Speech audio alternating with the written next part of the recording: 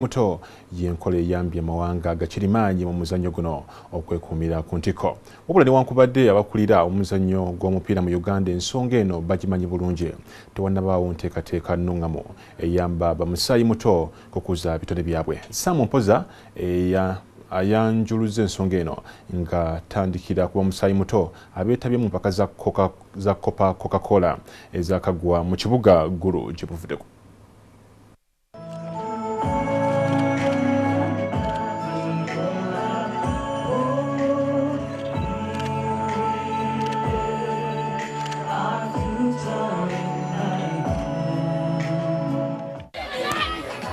Eri buli mwana atandika okusamba omupiira ekigendererwa kye ekikulu kiba kuzannya bulungi naye asambireko ku ttiimu y'eggwanga. Bangi ku bano oluusi babaako n'amannya g'abazannyi ba ttiimu y'eggwanga ge beetuuma ng'engeri y'okwefaananyirizaako n'ekigendererwa kyabwe. Abafunye omukisa okusambirako mu ttiimu y'eggwanga ekigendererwa kyabwe ate kimala ne kifuuka okwagala okusambirako mu mpaka ez'ekikopo ky'ensi yonna. Wabula ebirooto nga bino mu ggwanga lyattu Uganda bifa ttogge mu bamusaayi muto. Obuzibu buva ku butabaawo nteekateeka ku mitendera egy'enjawulo okuyamba bamusaayi muto bano okutuukiriza ebirooto byabwe. Bangi ku bamusaayi muto bano basamba mu mpaka ezitegekebwa ebitongole eby'enjawulo ebigenderera okweyambisa ettutumu ly'omuzannyo gw'omupiira okweranga era ne bazivaamu nga bakungudde essere. Abazannyi Eunice Sentamu ne Farouk Mia okuva ku ssomero lya St Mary's Kitende be bannamukisa bokka abasambira mu mpaka za Coca-Cola omwaka oguwedde. Omwaka guno ne basambira mu kiraabu ate ne bayitibwa ne mu ttiimu y'eggwanga. Naye era waliwo abagamba nti kino kyasoboka kubanga baali basambira mu ssomero ne kiraabu ebyaliko pulezidenti wa FUFA Lawrence Mulindwa, naye nga singa tekyalo yalonze abavubuka abasukka mu 8 mu abo abasukka mu 1000 abeetabye mu mpaka zino. Okufaanaganako ne bannayuganda bangi, Matiya agamba nti gwandibadde mulimu gwa FUFA. So nsubira this time era tuwezezaamu abasambi babadde baweramu ndowooza babadde nga abasambi 82 okukola kwe kulaba nti amaklabu gennyini agasamba professional football gabeera ne youth structure nti abaana bano bategekebwe bulungi babaleete then ne team ejja awamu omulundi ogumu naye ng'eyo si ye development ebeerawo bezi test. So tusuubira nti omulimu omunene gwakumekinga sure ntulina gendala bwe zikola mu mawanga agakula. Era bwe tugenda mu tournaments ezo clubs zeesuulirayo gwanna abasambi Coca-Cola ebitone bwe babikolera oba bwe babirabira. Nze mbadde nsuubira nti clubs zandikozesezza nnyo omukisa guno okuba nti buli kupa Coca-Cola lwebeerayo bajja ne banoonya talanta empya. NTV.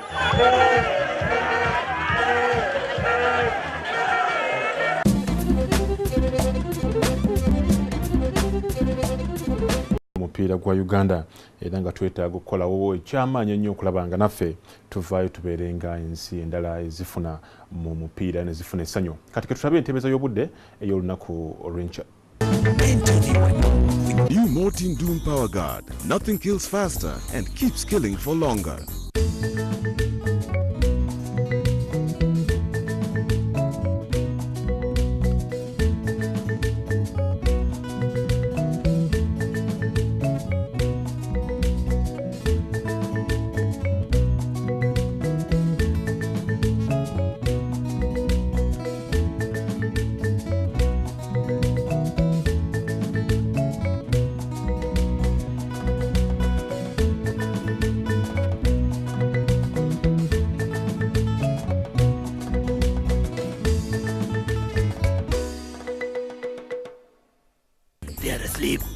New Mortin Doom Power Guard. Nothing kills faster and keeps killing for longer. Awo tetuyinza kubanga tusookawo olunaku olwaleero. Nze Patrick Mukasa ebadde ku NTV ku ssaawa wiiki gye tutandise ate nsaba Mukama akuyambe nanga nyambe tugendere bulungi. Sula bulungi weeraba.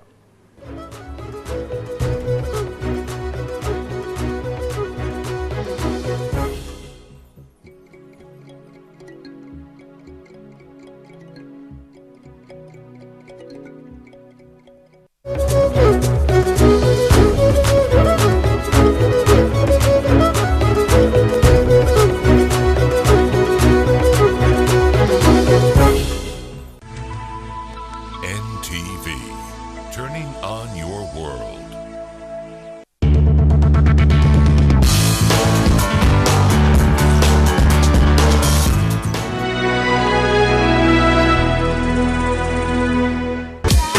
Sometimes children have amazing ideas, but they can lead to tough stains.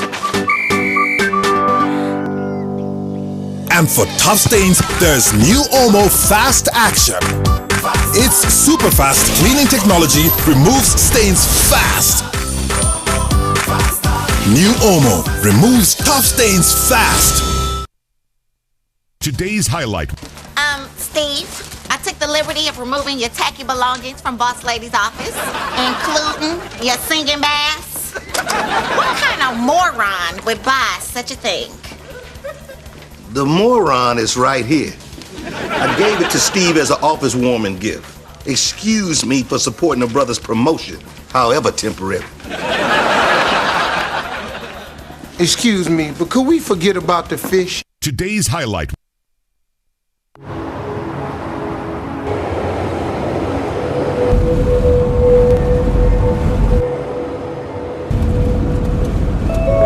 And the change of government won't stop a thing.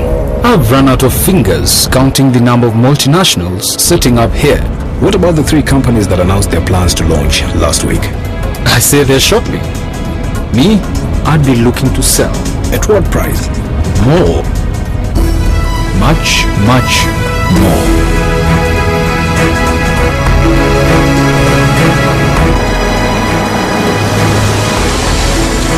I don't know who you are or how you know these things, but one thing I'm sure of, you're in the wrong job. Here, call me tomorrow at 9 o'clock in the morning. I'd like to hear more from you. Are you ready for your big break? The East African, understanding the region.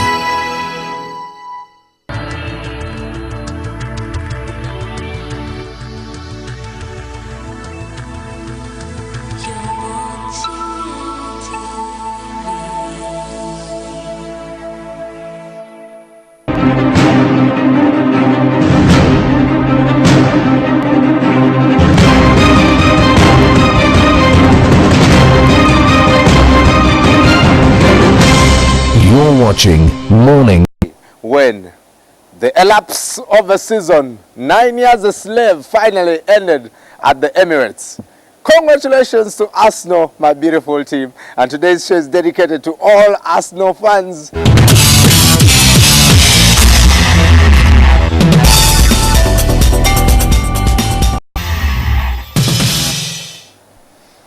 Well, we came out guns blazing, Kampala City, right there. And I'm telling you, when I get my coffee here, I'm feeling so good this morning, Mabel. Is it the same feeling? I know you support Arsenal. We finally broke. It's sad. Yes, we're celebrating 9 years, you said, as a slave.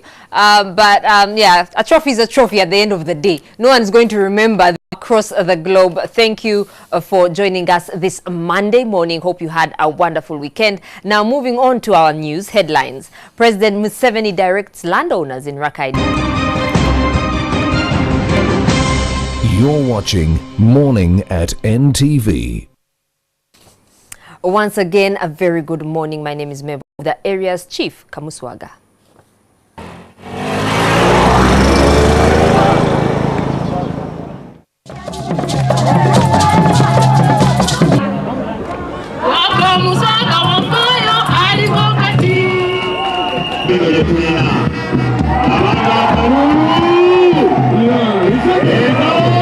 Rwanda mu mateeka gakirizibwa kugobebwa. Your Excellency, abantu abali abantu bano batemu abaagala kochi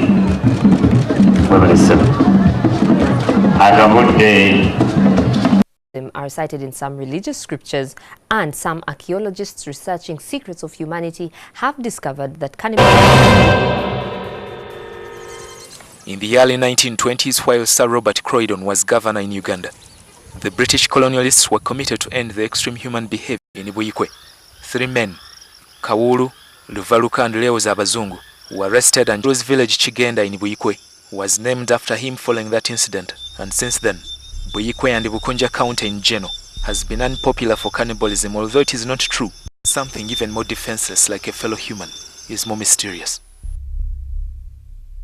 It is a dissociation between thinking and cognition, mind, that somebody begins to think about it, and then due to the pattern, the growing consequence. Tomukam and her 1-year-old son were butchered and eaten could prove as true some legends in our modern history. Most legends have it that eating a corpse of a dead person was common practice in many. It will be the second homicidal cannibalism case on record since 1922. In some African societies, cannibalism was a cultural norm. Some people have done it as a ritual practice with the belief that it can send away. Other family generations. 10 years from 1991 was accused of cannibalism, amongst other atrocities. Some rebels claimed that eating parts of their victims, like a heart, would keep away the victim. Of 2 Kings chapter 6 talks of a great famine that struck the city of Samaria. So great that survivors resorted to eating corpses of dead passengers and were able to survive. Count in Manafa district tells me how he ate human flesh so he could get children of his own. He says he had lost 4 children in their infancy and he needed a solution.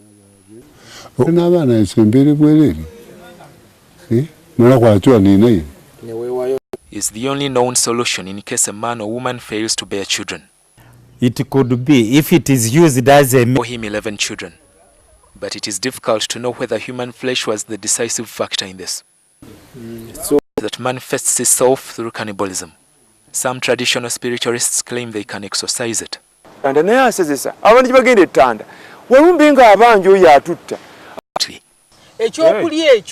Gwe omukyala agenza okufumba bw'omanya nti ofumbiddwa mu family eriya gwe jangu weganga abaana bakireme bakwata naye nga tojja kukijja ekyokulya tekivaawo. And could serve a custodial sentence of not more than 3 years. In case one kills and eats a human, they can be charged with murder and disappearance of a person, but not eating human flesh. Frank Walisembi, NTV. Foodborne illness, popularly referred to as food poisoning. In Health Focus tonight, today, we look at what causes food poisoning and its treatment.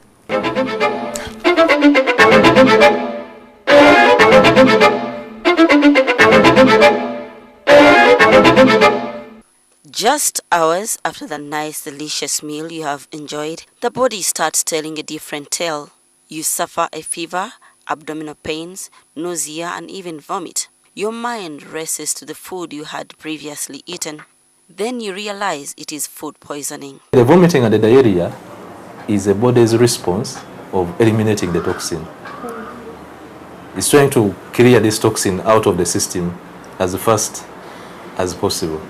The issue is that when these toxins enter the intestines, the stomach, they can affect only the lining of the stomach, or the toxins can even penetrate deeper into the bloodstream.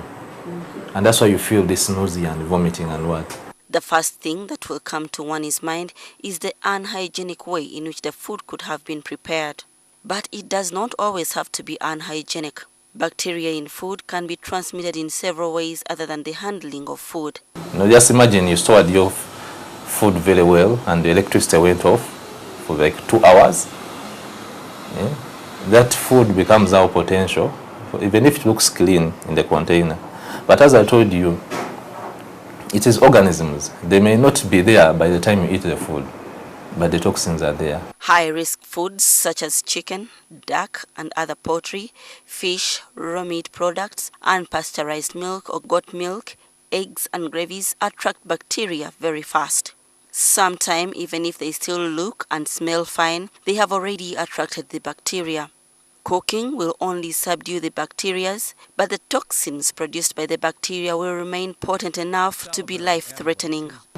It can be the organism itself growing in your stomach, or it may be the organism which had already produced toxins in the food, that even if it had died away from warming the food, especially these leftover foods or these refrigerated foods, you just want to warm it, or candy foods, you know, you trust it so much, you don't know how long it has been there, and you warm it, the toxin is already there. So either the toxin produced by the organism or the organism itself can cause those symptoms.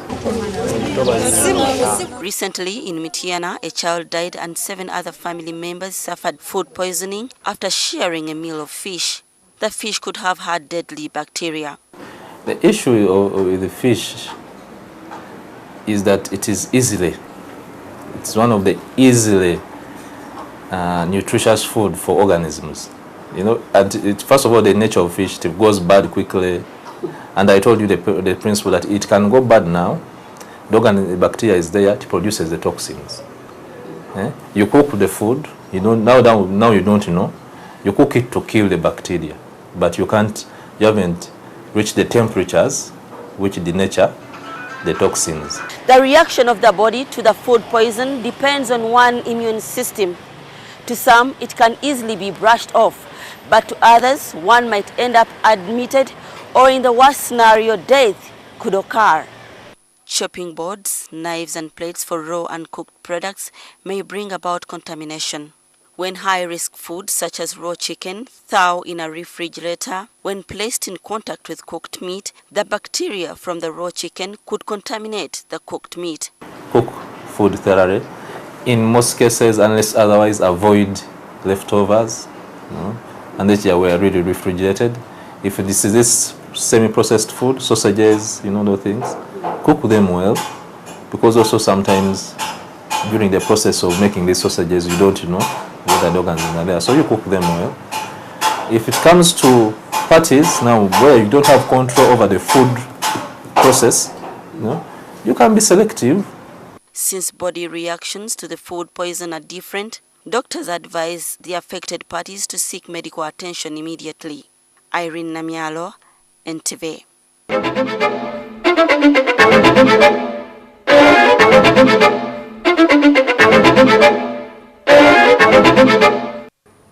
And that's all we had for you in today's morning bulletin. We now cross over to Simon, Joel and Brian for today's press review.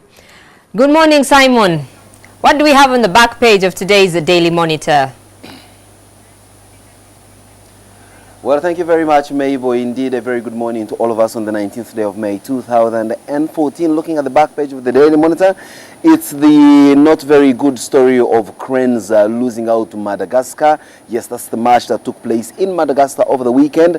And yes, people are asking themselves, if Uganda cranes is not able to beat Madagascar, who else are they able to beat? But talking about the opposite of this devastating news, well, indeed, like Brian did wax lyrical over a couple of minutes ago, Arsenal supporters are ecstatic over winning of this little plastic FA mug.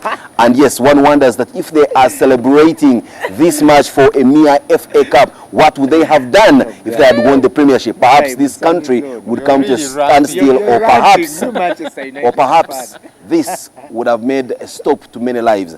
Indeed, it is all in the back page of the Daily Monitor.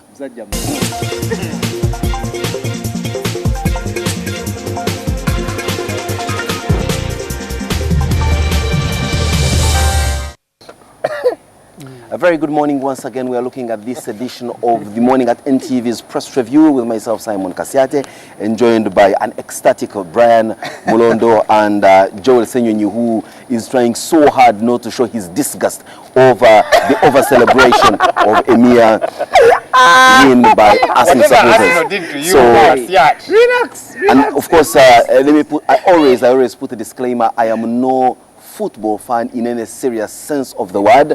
Yes, and for me, how can you have so much disgust yet you're not a football I am not disgusted by the football. I am disgusted by the noise from the football, and I have tried to find out why the noise, and I have looked at the cause of the noise and the amount of the noise. I do not see the coloration.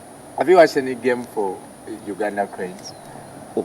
I thought we were talking about... No, you said you're not a fan of football, so that encompasses... You sound like a Man U fan or something. He's a Man U fan, I have a feeling. What if Man U had won this plastic mug?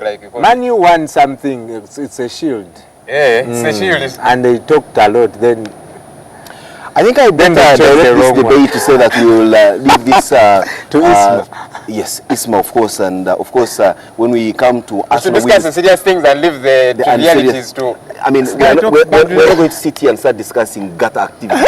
So let's look at the Daily Monitor this morning, which wakes up to tell us of where the future of this country is headed with regard to who could become the next president after Yoweri Museveni. And yes, here we have an opinion poll conducted by the Daily Monitor showing that Speaker of Parliament, Rebecca Kadaga, possibly leads the pack of those who are likely to succeed President Museveni if Ugandans were to go to the polls. But let's not forget that there is a number of about 28% of undecided Ugandans who did not participate, who participated in this poll but are not sure who of the following candidates.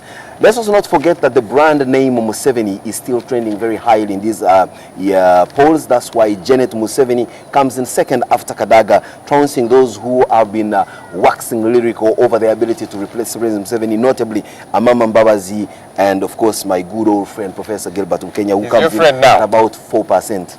But you see, I don't know why there's a discrepancy because on the front page here they indicate Kadaga 13%. When you go to page 4, they indicate 20%. Janet Kataha 9%. Inside here 10%. I'm thinking, was this a typo or something?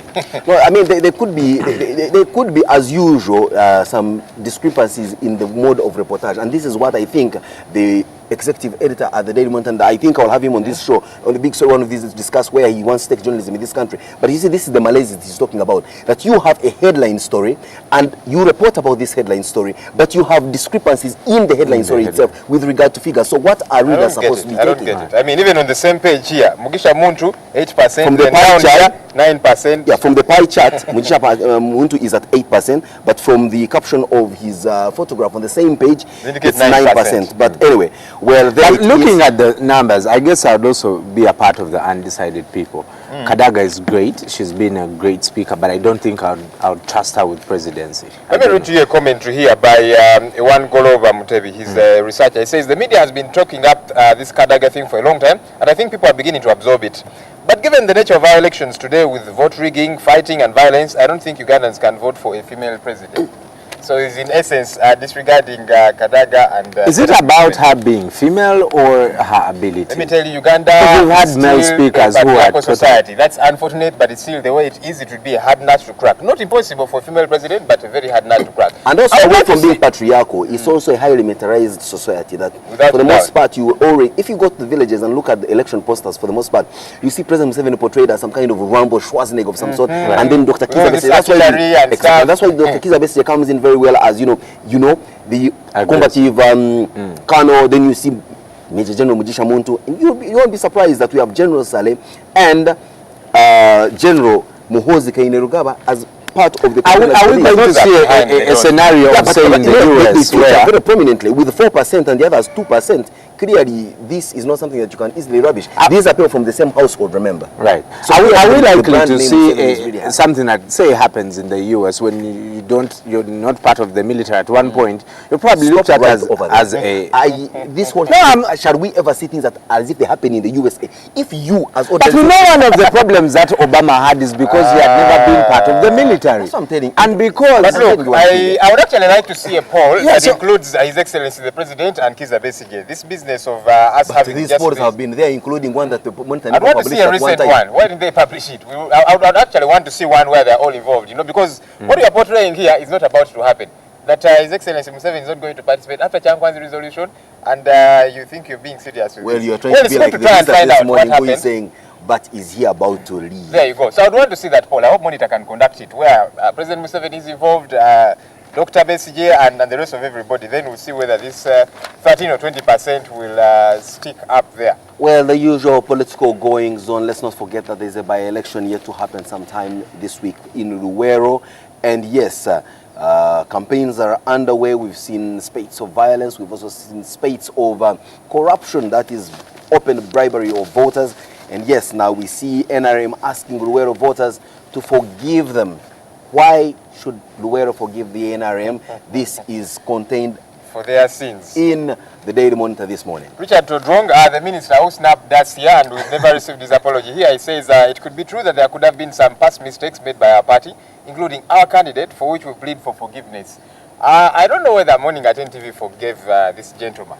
Did he contact any of you to apologize? We shall wait for him. I mean, we get people here. I mean, you don't even drum so much about it here. I think he was very busy. No one actually does. You communicate. You do communicate that, you know what, I can't make it. When you're called and you don't pick your calls, we are thinking, these very unserious leaders of ours. Well, I guess that's why government is planning to hire foreign firms to counter bad press here and away, and this is the story that is contained in the Daily Monitor. We see the Minister of Tourism saying that they are interested in getting foreign firms to drum up Uganda's, image in the foreign press. And I'm asking myself, why must you get foreign firms to drum up Uganda's image abroad? Don't we have the local ones do a lackluster job, I think. But look, let me give government some advice for free. For free like this, I don't need to be a part of the advisors. Look, you don't need to go around doing very good press and that kind of thing. Just do a good job. I want to believe much of what they're calling bad press is... I kind of disagree with you. You see countries advertising. You see countries advertising on... Your number one epitome of where you'd want to live, the USA, does a tremendous job, don't they? As a government. But their public relations machinery is bigger than you can ever imagine. So we should do it. The European Union, where you'd want to ever live. These are places you clamor to be. They do a tremendous job from a governance point, but their public relations outfit job? I don't know about that. Is there. You can't beat it. The Chinese, bottom line they is, do begin with doing a good job. PR is not exactly bad. If you've got a business, it's okay to do advertising. But you see, if you're advertising junk, then it will not be helpful. Question. Who by doing a very good job? Who came up with the concept gifted by nature? That one also has another flaw. You don't understand what public relations means here. Without a doubt I do, but you see what I'm saying? Can we sell a good product? And I'm telling you, it's okay, do your PR, but do it for a good not bring product. your moralism in the field called PR. PR is saying that this cup is a jug. And you go ahead and say, this cup is a jug, this cup is a jug, this cup is a jug. You're called spin doctors. You just mentioned. But you see, when it comes to Uganda, it's not just about a mug, which I can choose to use or not to use. Uganda, I'm a part of it, So I want things done the right way, because at the end of the day, I'm affected, So it's when we okay did Uganda gifted by nature, did it add something to us? A very big flop, we wasted a lot of money. Don't you think now we need a PR mechanism right now for Uganda in the face of what we've just done with the anti-homosexuality bill? We have such a bad image out there. Don't we need someone to clean us up? PR is not necessarily a bad thing, but for me, I insist, let's begin by doing a good job. Let's have the nationals. Actually, much of what we're calling bad press is what you see in the Daily Monitor or on NTV. There's tear gas here, there's the other. That is what much of the time government looks at as bad press. Right. So do a good job. So when a Some character walks into when school we in show bad Connecticut and roads, shoots you them say, up, they shouldn't show it because... You see, that's the point. So, I mean, gets back to the governance issues. You do a good job. Build good roads. They're always now writing stories and talk about bad health. Our test here is a man who has never had a taste of any pudding, describing the taste of pudding. Which man are you talking about? Joel. For goodness sake, I live in Uganda. I know about the lousy health centers. I know about the very lousy you have not had the chance of being a leader of any sort or a PR practitioner of any sort. I don't have to be. I'm a Ugandan. I pay taxes. I expect a good job. I expect good returns on my tax money. And the same taxes will now go and pay foreign firms. I know, me, I'm more interested in them. For starters, let them do a good job here, deliver services, before we pay out loads of money. That cry has gone on for the last 50 years, Joel. How much do you think of it is going to be listened to? I will not stop. Well, there's a feature in the red paper here, and saying the state of government schools in Uganda. What's your leader doing? Kids are studying under trees. Then when that goes on CNN, you say bad PR. Teachers' welfare is still an issue of contention despite the hard work. They need to be motivated. UPE guidelines failing the program implementation. And then the government is planning to reduce the amount of money per child per year. Does that go? Perhaps that is an indication that you Ugandans need to reduce the number of children per year that you normally have. Because see, on this other thing where you have you Ugandans going around siring like rabbits and expecting that we other Ugandans who pay taxes should fend and subsidize your cost of living at the cost of your own pleasure. Other Ugandans, you pay for children. But look, we've had politicians, and anyway, our population is a very gullible one. The other day, a very powerful one went around. You see, give birth to more children so that I can have more voters. I said, okay. What do we have on the front page of the Well, the red paper does the same thing like the Daily Monitor. Kadaga defeats Mbabazi Museveni. But what caught my eye, the same poll. No, but this poll did not include Museveni and Mbabazi. Can we restrain this conversation to the English but what caught my eye? Museveni invests more 1.6 billion shillings in anti-Mbabazi war. Wouldn't you?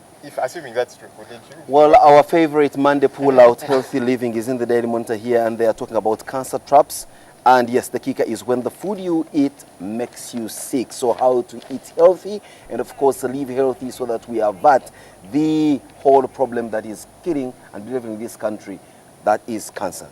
Should have a low banning. I just saw an ad on TV yesterday, and these guys are saying, you know what, research beat AIDS, research beat malaria, research beat polio, and they're asking people to invest in cancer research institutes because one day research will also beat cancer. Well, I think now with our extremely very overzealous parliament that is out to ban this, ban the other, since now looks like food is now causing cancer, I think there should be a bill passed to ban food.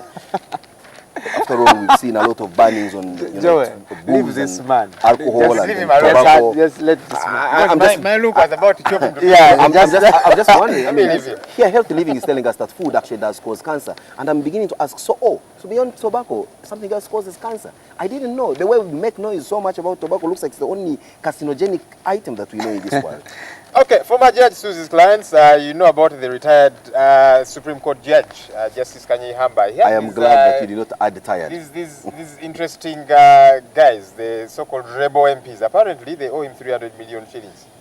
Yeah, these are, for the most part, those who actually passed as Ugandan heroes, guys who are ostensibly fighting for equality, equity, good governance and the like, and they are simply unable to pay for services that they partook. That's the legal services. And so one begins to ask the question, are they really... He did go the long haul. Along the way, his services were short-circuited. Yeah, but you see, they should have paid him for that he had already contributed. He may have gone 6 months of 1 year, but he should have been paid for this for the 6 months. So when we see such legislators waxing lyrical and telling us that this government doesn't really mean good on its promises, and they themselves are not honoring their own domicile, that clearly tells you of a huge case of, what do you call it, hypocrisy? There's a Uganda saying that tosala gwa kalenzi nga tunawulira gwa kawala. Interpret. You must hear the stories of both sides before you decide who is guilty. But we've been talking about, you know, education, and there's been a big one. I watched this on TV where the RCC of Kampala was fighting with a tycoon over building on a school property. The tycoon wants the property cleared, and the RCC say you cannot do anything on this land. Apparently that guy has a contract with KCCA, and you know, Aisha was saying, yeah, I'm also from KCCA and that kind of thing, but the guy dug in his heels. Look, I keep saying on this show that we're not too sure what the exact job description of these RCCs and there's one RCC, what the job description is. We see them in security, sometimes they do work of LC5 chairmen. They represent the president. They represent the president. They do what the president would have done. And by the Uhuru Kenyatta in Kenya, it seems like all these guys are cut from the same cloth. He's done the same thing. He's got county commissioners and people are making noise that, you know, he's trying to be preponderant all over the place. Thank you very much, Brian, for reminding Joel here that RCCs are the other word of RDCs, and RDCs are inherently representatives of the president in the areas where they work. And we have seen the president meddle even coming down to simple domestic squabbles. And therefore, and he commissions boreholes. Now the RCC can do that. Absolutely. So clearly we see that they have their job clearly cut out, and anyone who claims they do not know what an RCC or RDC is supposed to do possibly does not live in Uganda mentally. Just by saying I don't know what they do is because that said, I think let's join Mabel, who is standing by in the studio to tell us what's happening on the international scene. Mabel, what's trending, especially with regard to the Nigerian case where the hashtag Bring Back Our Girls has been trending, and yet none of the over 200 girls has seen the surface of the earth, so to speak, and I'm putting that in inverted commas. What else? Well, Simon, thank you very much for that. We do have another bomb blast, unfortunately, in Nigeria. According to the BBC Africa page, 4 people were killed in Kano. And we know the President, Goodluck Jonathan, did visit the area where the girls were abducted on Saturday. He visited last weekend. And still no sign of the girls. They believe they have gone through the porous Cameroon border, but we do hope they get found sooner rather than later.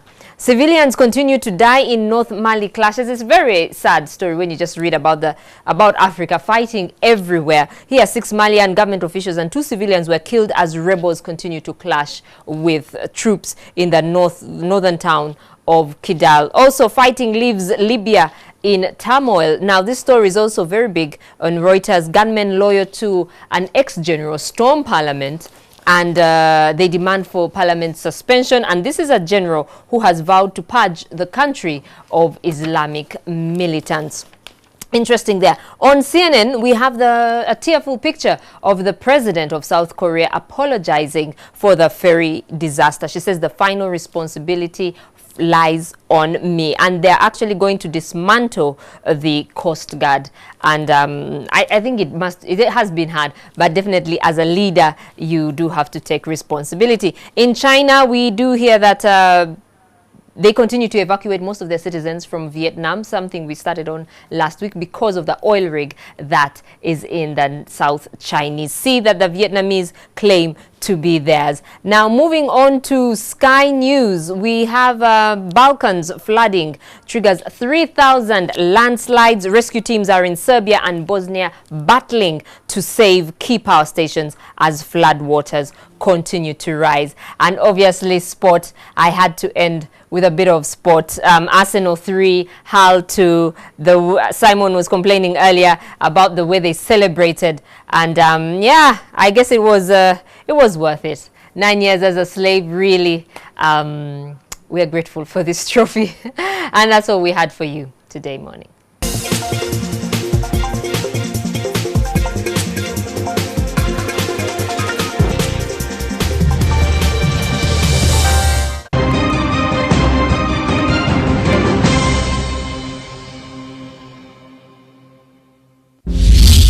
She was molested when she was 6 by someone she trusted. The doctors finally walked into the door.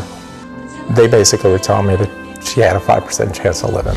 I couldn't understand how somebody that tells you they loved you, that held you as a child, could abuse you. Tommy Scott grew up among gang violence, drugs, and poverty in the projects of South Central Los Angeles. I felt not normal, not good. I wasn't lovable. As a teen, Melissa discovered that drinking gave some relief. Tommy is free today and continues to tell people that it was Jesus who changed his life. The time I spent in prison, I spent putting my ideas together on, how I was going to come back and make it all right. And I realized my purpose, that I was created to reflect the glory of God. Duke now realizes why God kept him alive. These were real people facing desperate situations, just like you and me. Jesus died to set you free, and he can give you a new heart.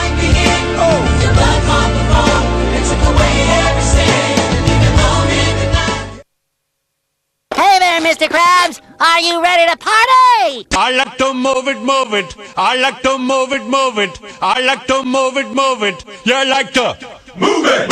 Wow! Hello, fellow motor enthusiasts. Oh, Mr. Krabs! Isn't there any way for us to return all of them back to normal? Hey! How'd he do that? The Red Ranger's a bigger problem than I thought! It's time to finish this thing up! What can I do to make them love me again? What are you drawing, Kitty?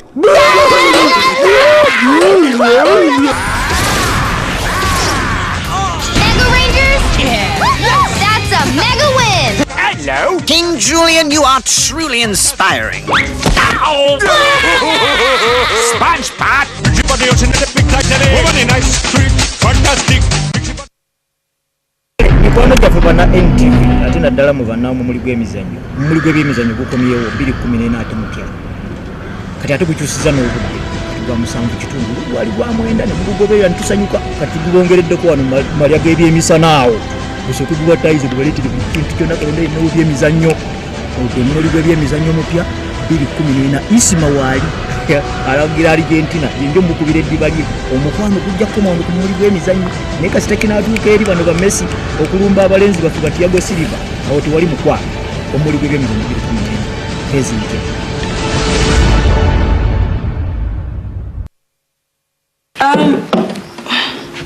What's that? That document. Oh, that.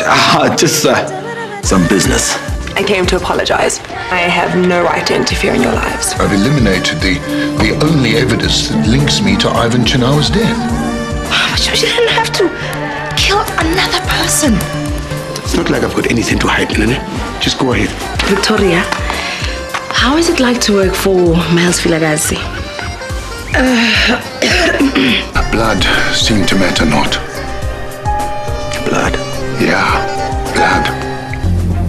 I'm one responsible for your father's death.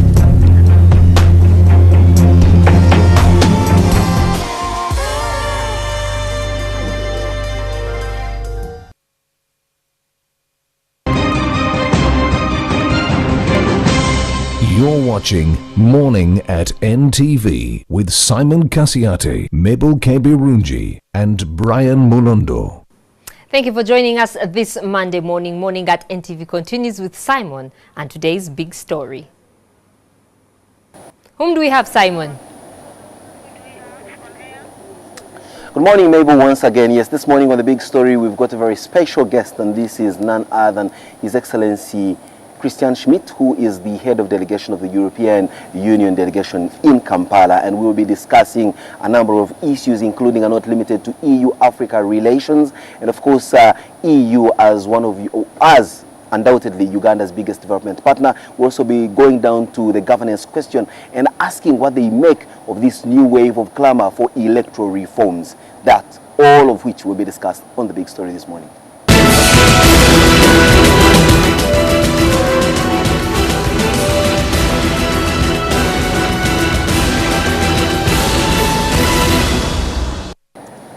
So we're on. Very good morning once again on this wonderfully sunshiny Monday morning, the 19th day of April 2014, and we're coming to you live from the rooftop of the Kampala Serena Hotel. And yes, on the big story this morning, like I said earlier, we've got a very special guest discussing very interesting subjects. But of course, you know that EU and Uganda's relations date back decades, perhaps we could even call them 4 to 5 decades, and today they remain undoubtedly Uganda's biggest development partner.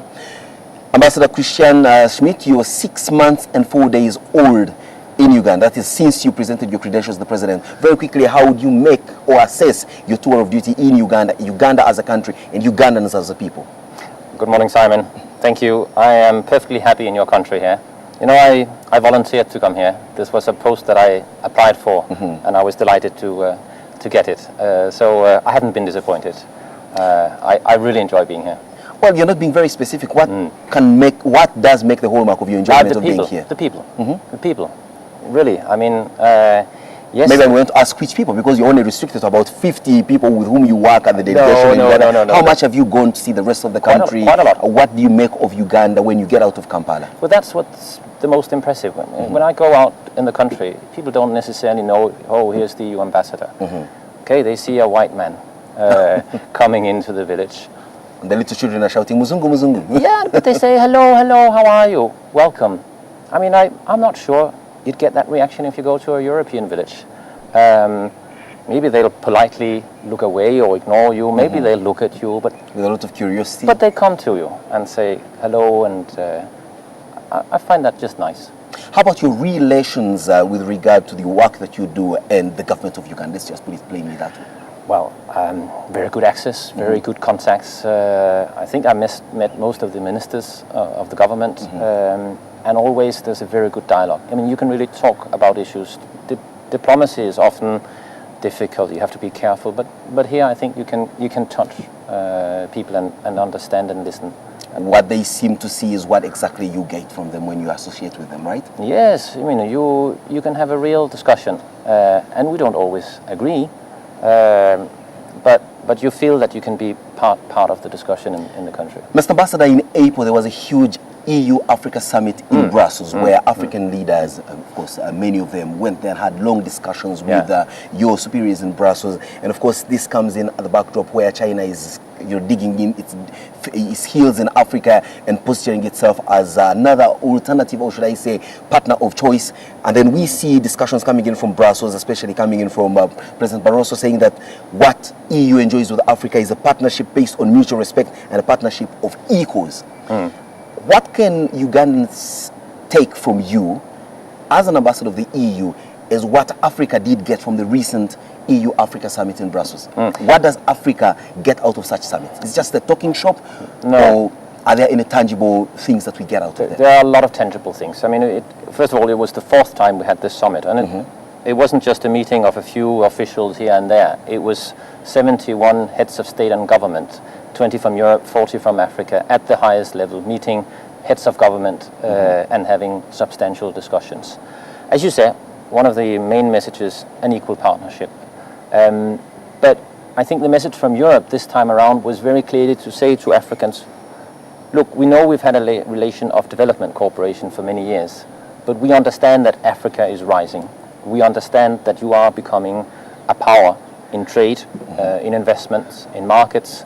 And so the whole summit started with a business summit where that, African entrepreneurs meet with European enterprises, and we develop our relationship further from just development cooperation towards trade and private sector. Indeed, talking about trade, we see from statistics that trade between Africa and Europe did grow by about 46% between 2007 and 2012. But the million-dollar question remains that for the most part, African countries seem to export raw materials and import all the good and finished goods from Europe. Is this, from where you sit, a partnership of equals?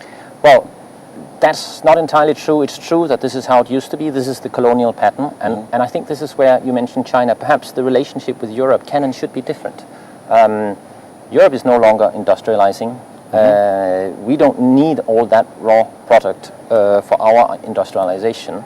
Certainly there are some of them that are very useful. No, we're not talking about raw products like bauxite to make steel. We're talking about raw coffee beans to feed into your Starbucks and all the other coffee outlets on the streets of Brussels. Yeah.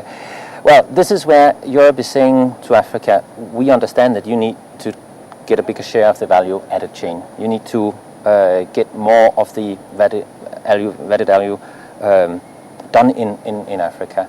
And for that, investments, capacity, know-how, etc. has to be. But this is private sector business.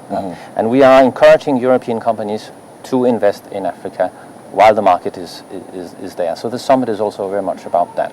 Of course, you did mention that you, as Europeans, recognize that Africa is rising. But yes, be it as it may, we also see some little black spots on the continent. We see insurgency taking a very root in the region, especially this region where we are in the Great Lakes region.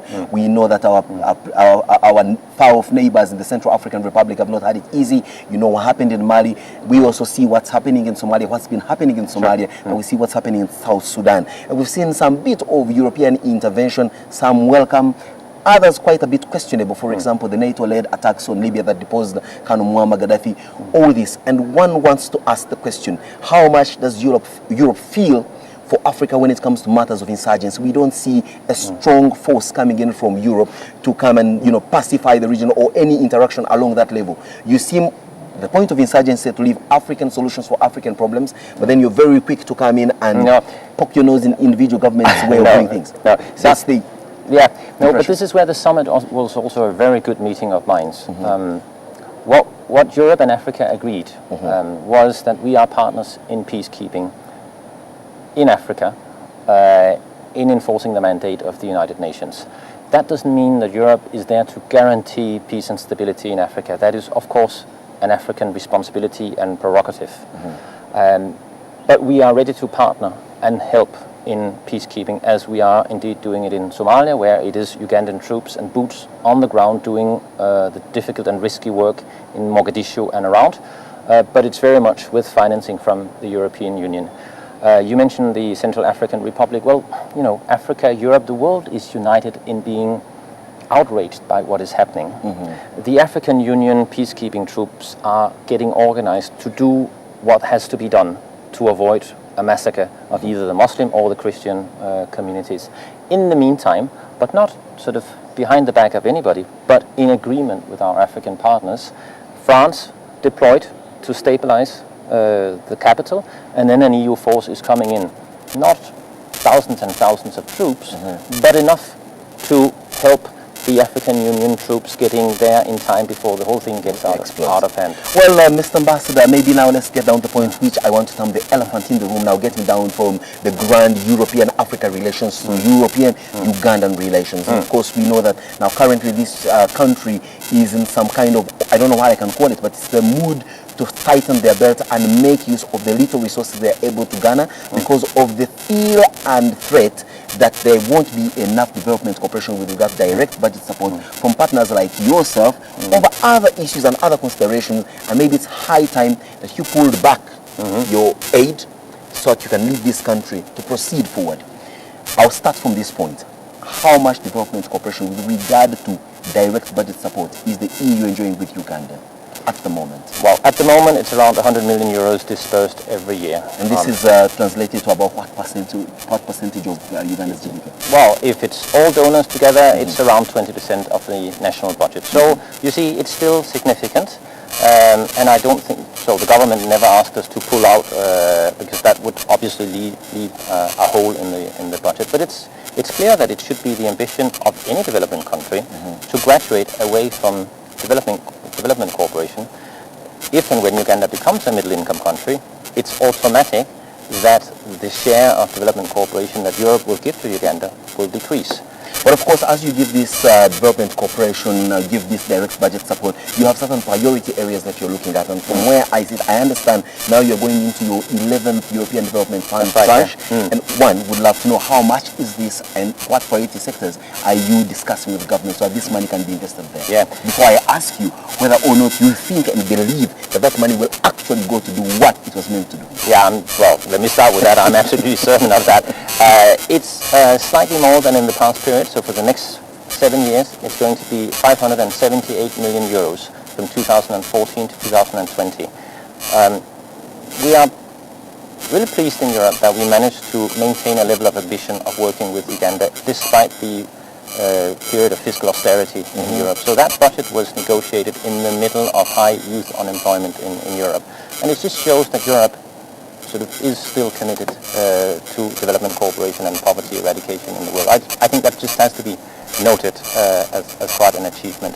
And the areas, yeah, well, these are not something that Europe or I have decided. This is something where we are responding to what the government is telling us should be priorities. Where the priorities are not your own of your own making or whims and fancies. It's the government of Uganda which says these are the priority areas where we want to put the money. That's right. Enumerate them for us. Well, one is in infrastructure. As you probably know, Europe has always been very helpful in improving the roads in Uganda. I understand the work is not done, and so I think the government was writing saying there is more work to be done, please continue in this area. But not just road infrastructure in a larger sense. Looking at railways and power lines. Yes, energy, but also looking at, for instance, getting more of the transport off the roads onto the lake, cheaper, less polluting, decongesting the roads for bulk traffic. So landing sites for ferries across the lake for regional trade. There was an item that did excite the bulk of many Ugandans who are especially not involved in these political machinations but who love to use their hands and make some money. You, as a European Union, were mooting an equity fund for agriculture and agribusiness. That's right. That's the second area. That falls in the second area we've agreed with the government, agriculture and private sector. Yeah? We talk about the African Summit and the move from development cooperation to trade. Where is the economic future of this country? It's in agribusiness. It's in agriculture. It's in agribusiness. The need to increase the competitiveness of agriculture. I think His Excellency, the President says that in almost every speech. And to make international standards. However, to make it more speak and span, electoral reforms have to be taken on very seriously. That's right. 2 years or even 3 years after this report was issued, nothing seemed to have been done. All we saw was walk to work on the streets of Kampala and a belligerent president who didn't seem to take very serious note of what was in there. But now we're seeing a revamped move by opposition groups, civil society organizations, some religious leaders traversing the country and saying we need electoral reforms, electoral reforms, electoral reforms. From where you sit and looking at this report that you at the European Union did issue, is this going in the right direction? Is it nice that finally somebody has woken up to take serious note of what you had prescribed as a sure way of making elections better in this country? Well, do you remember when Europe was reunited, East and West, when the Berlin Wall fell down? Those indeed. Those former communist countries are now doing well. They are growing. Poland, the Baltic countries, they are, coming up. And if you ask leaders in those countries, what really made you succeed in that transition, they will not say, oh, it was capitalism. No, they will say it was the rule of law. It was the institutional reform. It was the moment that we could start trusting the democratic process, the prosecutors in court cases, the protection of our property rights. And that our votes now began to count. That's right. When they felt that they could trust the institutions, they felt certainty for the future. And so business investors, but also local, were ready to embrace market economy. That's what is working. So from that experience, And even though Uganda, of course, is in a completely different historical trajectory. I was just about to say that. No, you shouldn't try. You cannot get a copy and paste. No. And the movement system has been extremely successful in consolidating politics, moving from that to multi-party democracy in Uganda. And let's remember that is still fairly recent. But I think if you look around, you mentioned Somalia, the South Sudan, you see countries that are breaking apart on clan, ethnicity. This country isn't. Yeah? So there should be pride among Ugandans that is not happening. You have a system that is mature to go into multi-partisan rivalry without fearing of breaking apart around ethnic lines. Yeah, that's very important. Don't take that for granted. Having said that, yes, elections in 2005 were imperfect. 11 and then 11 were better. We were invited in as European Union to observe and pronounce ourselves on these elections, and as you mentioned, they weren't perfect. And so you fell short of calling them not free and fair, which was the word that was required by many political players. But once free and fair, what does that mean? That doesn't mean you turn up on election day and see everything is quiet. Free and fair means everything that happens before. The 5 years before. Absolutely. During the election time and after. Yes. We are going to have the World Cup in football next month. Absolutely.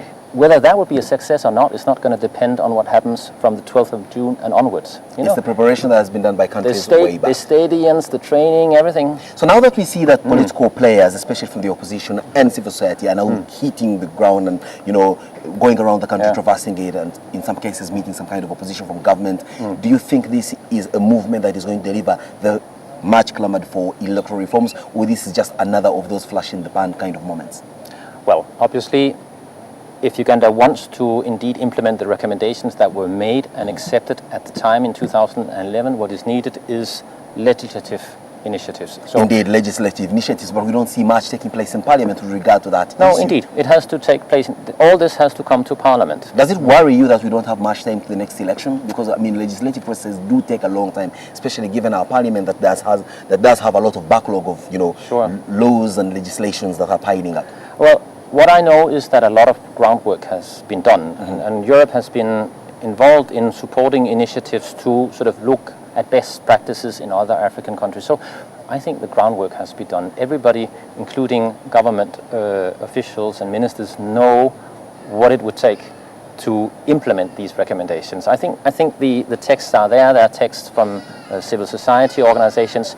Now, indeed, it is a question of taking this discussion into Parliament, have a text on the table, and time is running. Yeah, but Mr. Ambassador, now I'll take you up on a very personal note where I'm looking at your own style of management as an ambassador. Many times when we have an ambassador of the European Union or even ambassador from the development of the developed world, many people get the sense that you come here from a condescending attitude and come here to lecture Ugandan government and Ugandan people on what to do and what not to do to make them a better people and a better country. What's your style? How is your discussion or your engagement with government officials? You of course say no to this, but I would still nonetheless put it to you. Do you come from a position where you say this is what has worked where I'm coming from and it must work here, or this is the way we can engage and see what best works for this country? I'm very careful not to say this is the model for all countries, because we have seen across the world democracy cannot be exported. Doesn't that bother you that you're not going to become a very strong ambassador? Many ambassadors come here and issue fatwas and threats and say if you don't do this, we'll do this. If you don't do that, we'll cut this. And Europe doesn't work that way. Or should we add any more? No. I mean, we look at ourselves and see how imperfect we are, and we are still improving and learning every day and making mistakes, and then we get up and move forward. And I think the way we are relating to Africa is simply saying, well, we have experience, we have made mistakes. You can learn from our successes and from our mistakes. But if there's one thing where we have common ground, is the principles of a free and democratic society. There are certain fundamental principles there that should be safeguarded. They are in your own constitution, so it's not me telling you what those are. They are in your own constitution. We're talking about our own constitution, which I'm very sure you are aware about, and obviously would work to ensure that it's upheld in this country. And as we conclude this program, I want you to make, a round assessment of what you make of Uganda in the following realm, because you Europeans are the vanguards of democratic practice and the respect of inherent human rights. How would you grade Uganda with regard to its adherence to good governance principles and the respect of human rights, broadly? There are challenges. There are very clear challenges. And as you move towards elections, the tendency is to want to control them. And that would be a dangerous step to take. Civil society is becoming more active leading up to elections. It would be dangerous to clamp down on those. Freedom of expression, the media, that has to be something that where you're extra careful when you go into elections. So I would say Uganda is at a turning point. 2016 could be a huge step forward to the next level of democracy in Uganda. It could also be a step backwards if you are not careful. And I wish Uganda luck.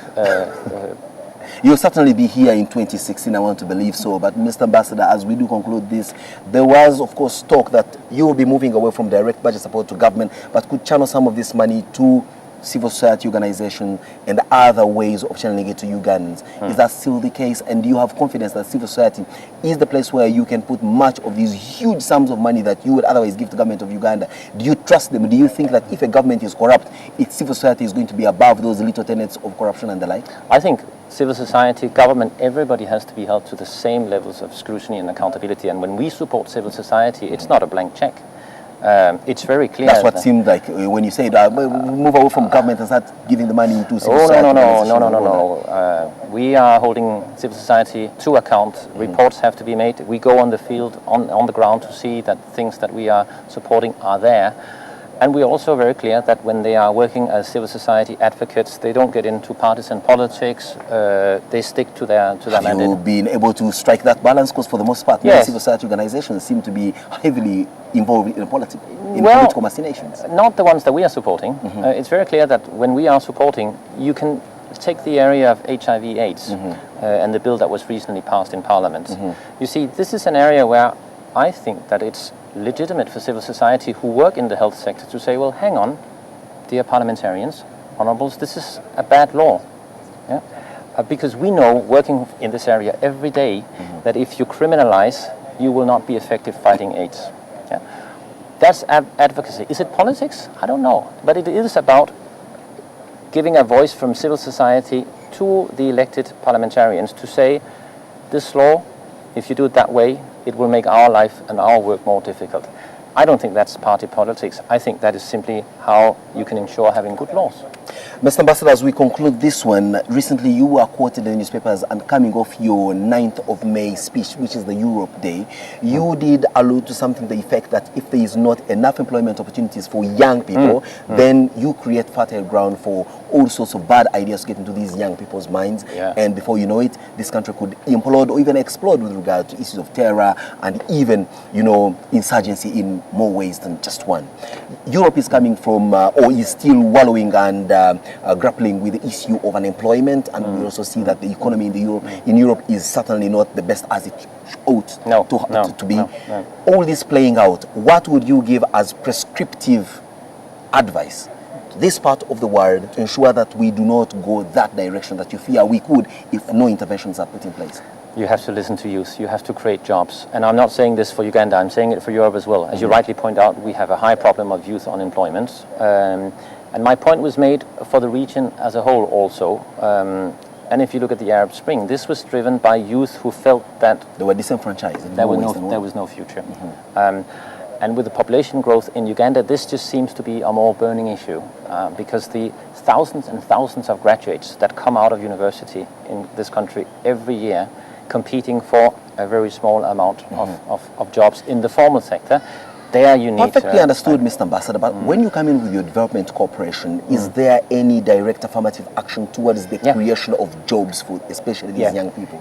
There we should all be very careful not to assume that we can create jobs in the public sector, health, education, etc. I think there your economic growth model is spot on. The private sector has to create those jobs.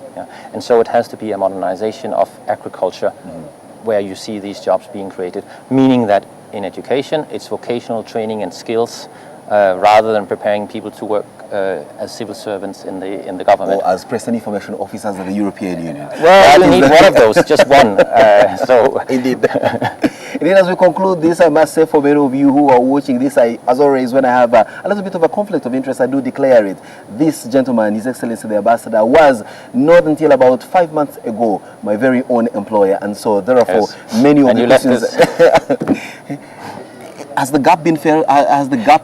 Yes. I want to believe it has. Emmanuel is there, but of course still learning to be as good as you are, but he'll get there, I'm quite sure. Well, this conversation will continue off the side. I'm afraid we've got to come to the conclusion of this, and it's been a pleasure having him on the show. Let's take a short break. When we return, it's Simon Says.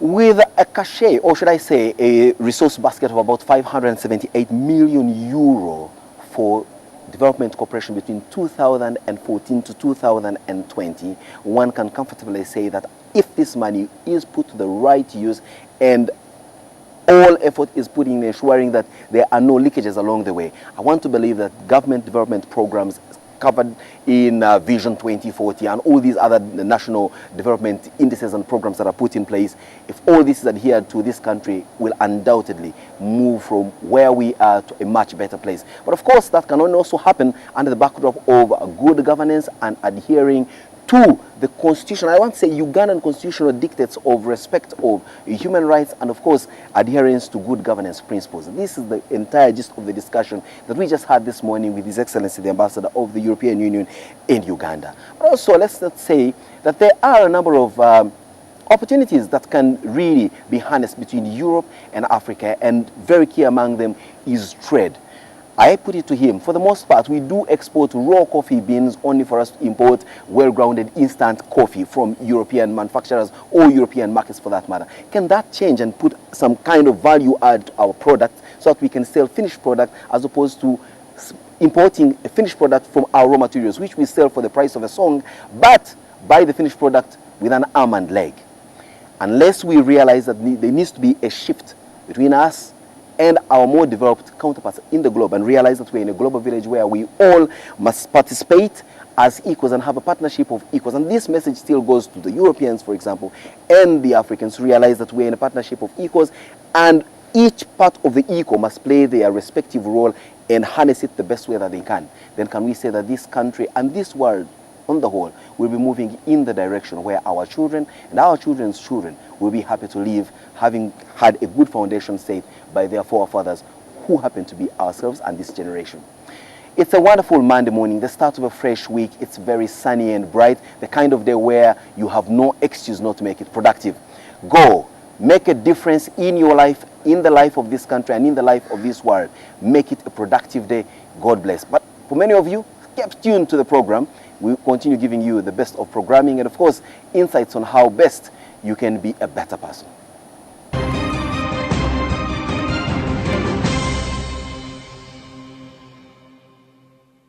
Are you and I ever gonna have a chance to be sisters? You want the baby to have my name? Would that be okay? So I'm happy you came. Yes, especially since I thought you were shunning all things Newman. I have my own reasons for showing up. What did you say about him? I'm sorry, attempted rape. Okay, look, whatever you think you know about him, you don't know his heart. If there is a way to make me feel more miserable, you will instinctively find it. You gave up the one woman you loved, and now you're having a hard time figuring out how to move on? I can't imagine who would want to hurt a good man like you. Okay, you know what? I don't need you telling me how to feel about Lily. Are you pregnant? No. Then why are you trying to alienate Tyler? Has something happened between the two of you? Are you afraid that I'm gonna do something to ruin your marriage, or that you will? Why don't we have a party? I'll bring Nikki and bring your siblings. How's that? Now, what are you gonna do? You gonna blackmail them this time, or are you gonna bribe them? Looks like Mommy's not the only one who knows how to make up a story.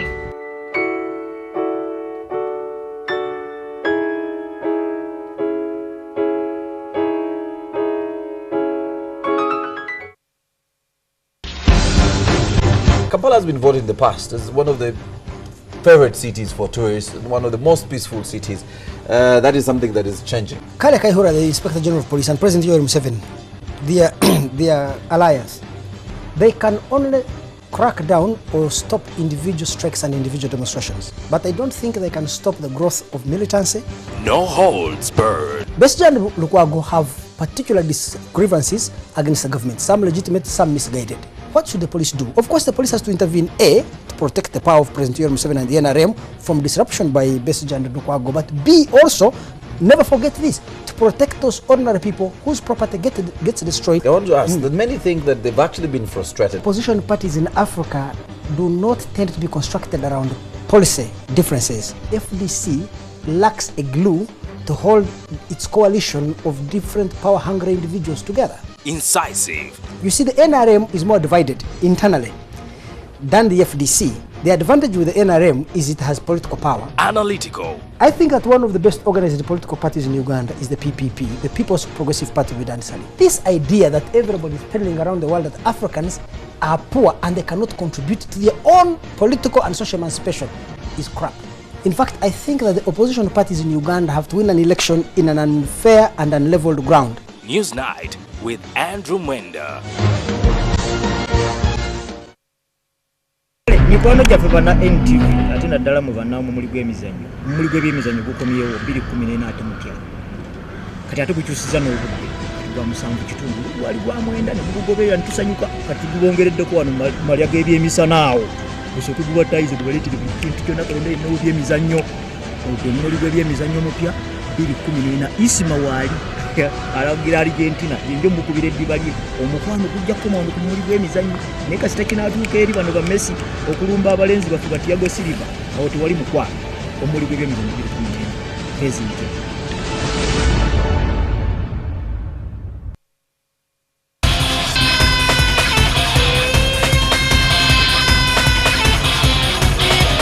The average age of the international team is under 18. And so the primary role of Team Uganda is to remain to Division 2.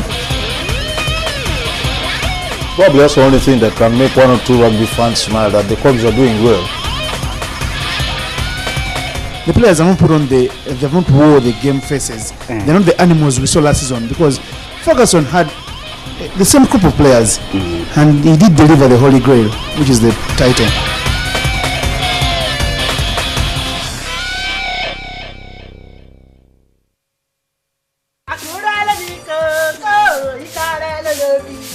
Oda, I no go stop to the singing. No problem. Keep singing. This singing will put you in trouble very soon. You won't believe it's the boy's father that inflicted such injury on him. Just because he stole 50 naira. 50 naira for that matter. That man should be arrested. Oh, how I wish I could just see that man and give him a piece of mind. Abigail, I don't care if you're chatting with Barack Obama. When you're at work, you learn how to detach yourself from that phone else to get you into trouble. Whatever. I mean, you should be happy that a pilot is asking your friend out. My brother, I learned that 3 armed robbers tried to rob a man as he came out of the bank at the junction before the express.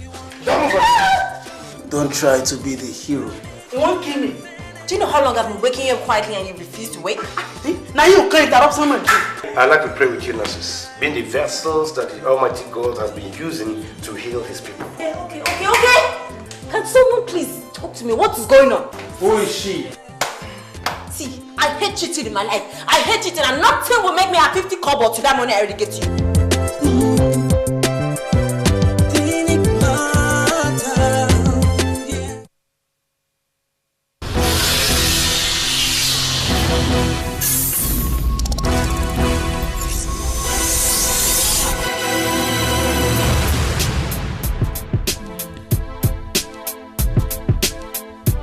Follow the beat, follow the beat, follow the beat, follow the beat. Follow the beat. Follow the beat, follow the beat, follow the beat, follow the beat. Follow the beat. Follow the beat, follow the beat. Follow the beat. Follow the beat, follow the beat, follow the beat, follow the beat. Follow the beat.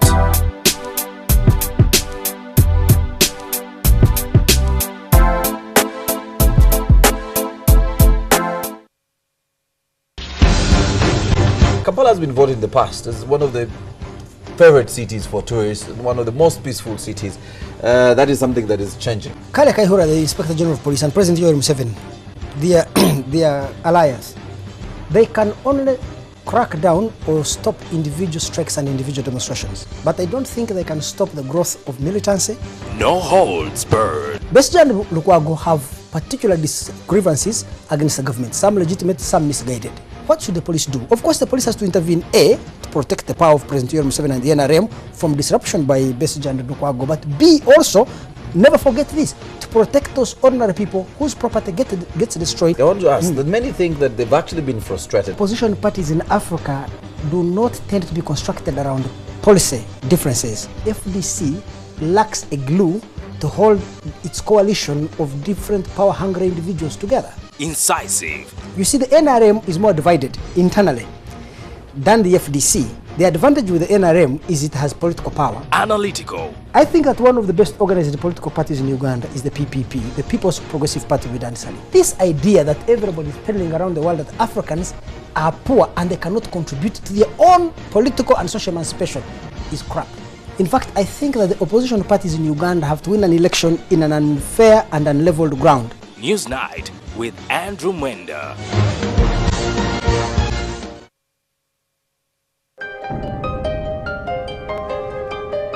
I was going to my hall, someone came from my back and was how tugenda okwebaka ekiro yanga mwami omanyi webakeko nange omulundi gw'ogusembayo. I went to the nurse and I asked why is it that our father is negative and for us we are positive. Every time I find a story of assault of one person to another, I get disturbed. Mwayombye ekiro lwaleeta suzeewo lwe bakwokezza naze poza kimu nti mujja wange yanjokezza. Kino ekyafa kino kyali kyakulira muno mu lubuto. The Irene I know just loves music and loves to sing. I've never seen her even smoke a cigarette. The days of legal trade in slaves are history, following its abolition in the 1800s. They tie you like this. That's when I started getting past. Everybody has a story, but yours will only become our story when you share it.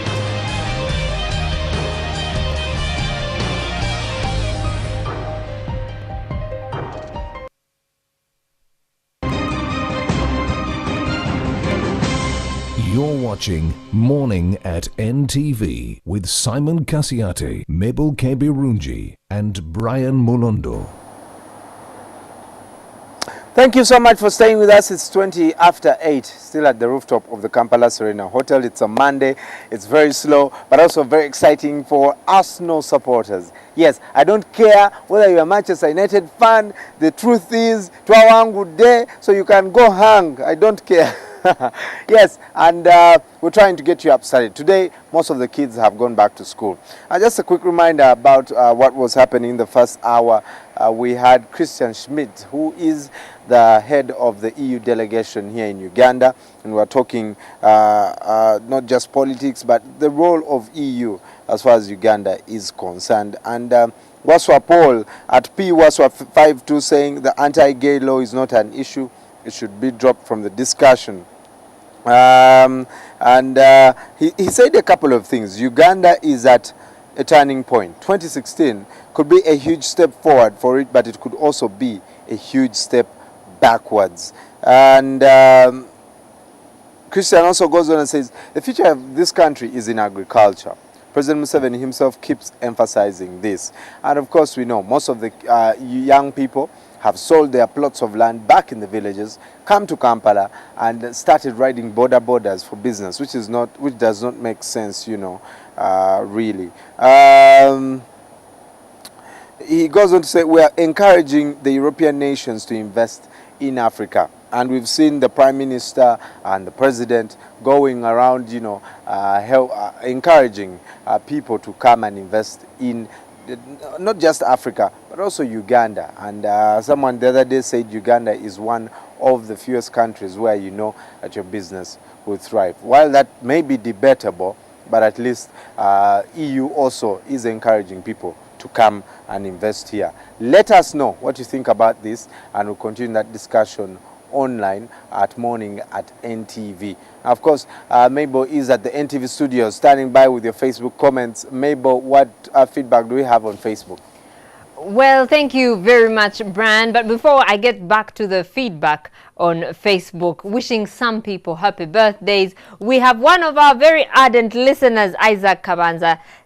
He has posted this, keep calm, it's my 25th birthday. Well, Isaac, happy birthday to you too. And also turning 36 today is Manuel Alumnia. We remember him. Almunia. I don't know why I always forget. I find it hard to pronounce his name.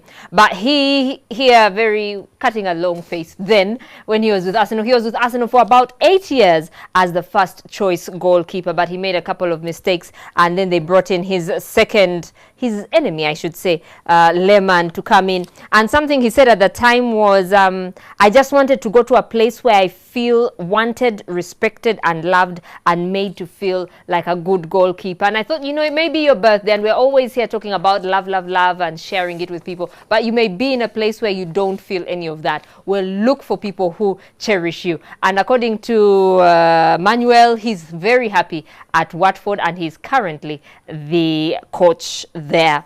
And back to your comments this morning, we do know Christian Schmidt, the head of the EU delegation, was the guest on The Big Story.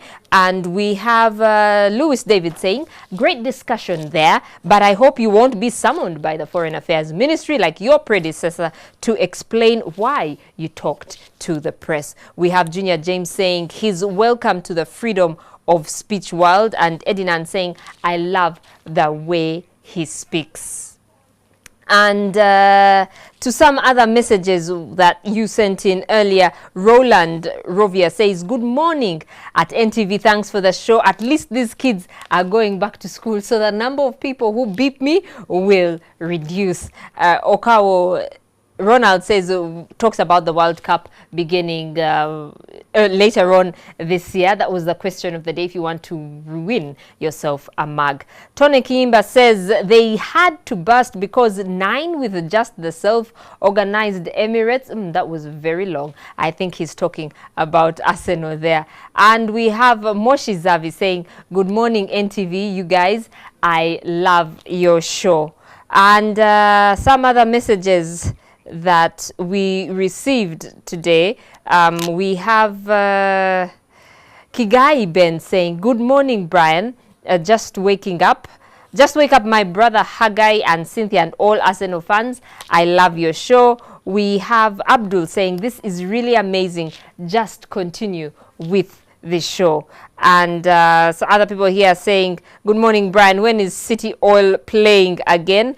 I think this is something we shall talk about during the sports segment with Isma Dakaba Chigongo. If you haven't liked our Facebook page, please just go and like our Facebook page. We have over 13,000 listeners. 13,000 followers, people who like the page, and we do update it with lots of pictures with the African proverb. You can see it there already. We shall be discussing it later. 14,962 people, and we do hope to make it to 15,000 by the end of the week. We shall now cross over to Brian for Everyday Life. Hello, Brian. Well, thank you so much, Mabel. This morning, we're going to look at something very important. Our kids are back to school. Oh, finally, the traffic is going to be so much in the morning. But the most important thing is, how do you prepare as a parent, your child for school? What are some of the things that we have missed? And we're going to be talking as the guys here, Joel and I, on Everyday Life. Stay with us. Good morning.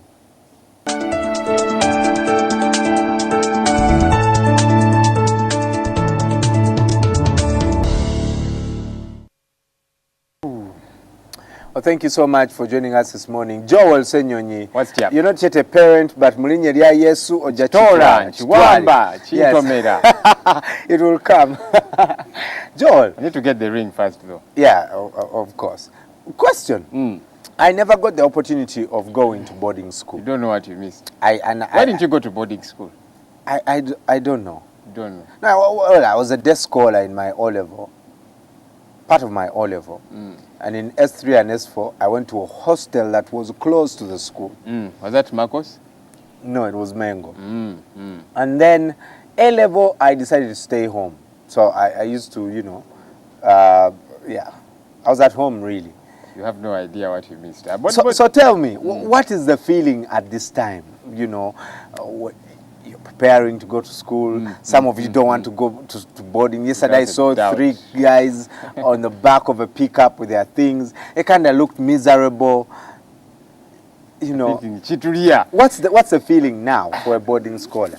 You know, it depends on many factors. You know, what kind of home you have. You know, for many people, actually, when the holiday strikes, they're thinking, now we are going back home. They want to create every excuse to stay at school. CG, holiday, coaching, and stuff like that. You know, and yet other people cannot wait to go back home, you know. So going back to school is, pretty much the same thing, at least back in our days, you know.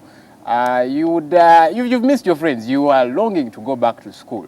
So you've got to run around and stuff. And money was hard to come by, you know.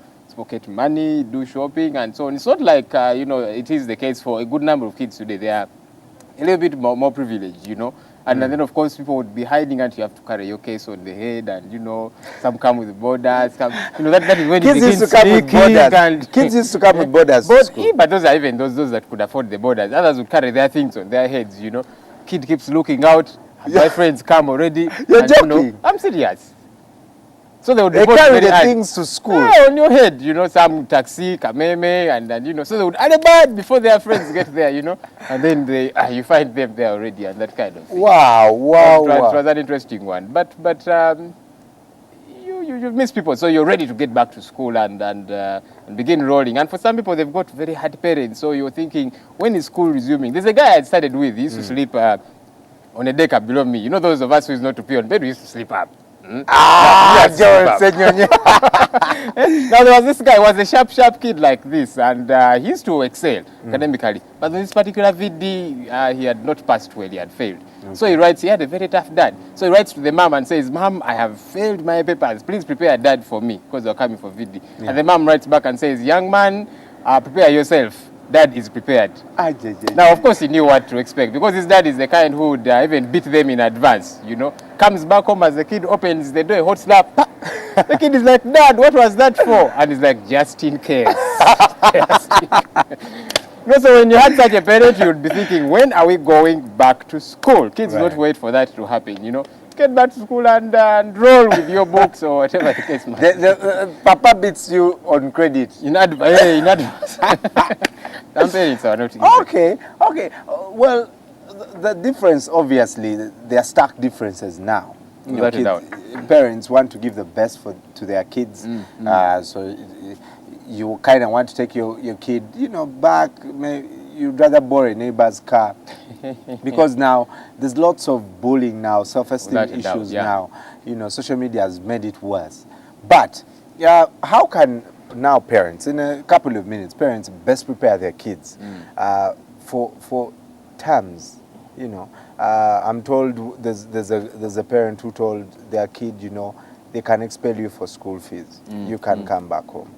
But if they ever send you back home for indiscipline, you and I, pregnancy, those things will be done, and we've seen stories where I think it's Budo, where a particular vehicle, when a particular vehicle parks, a certain taxi comes, you're in trouble.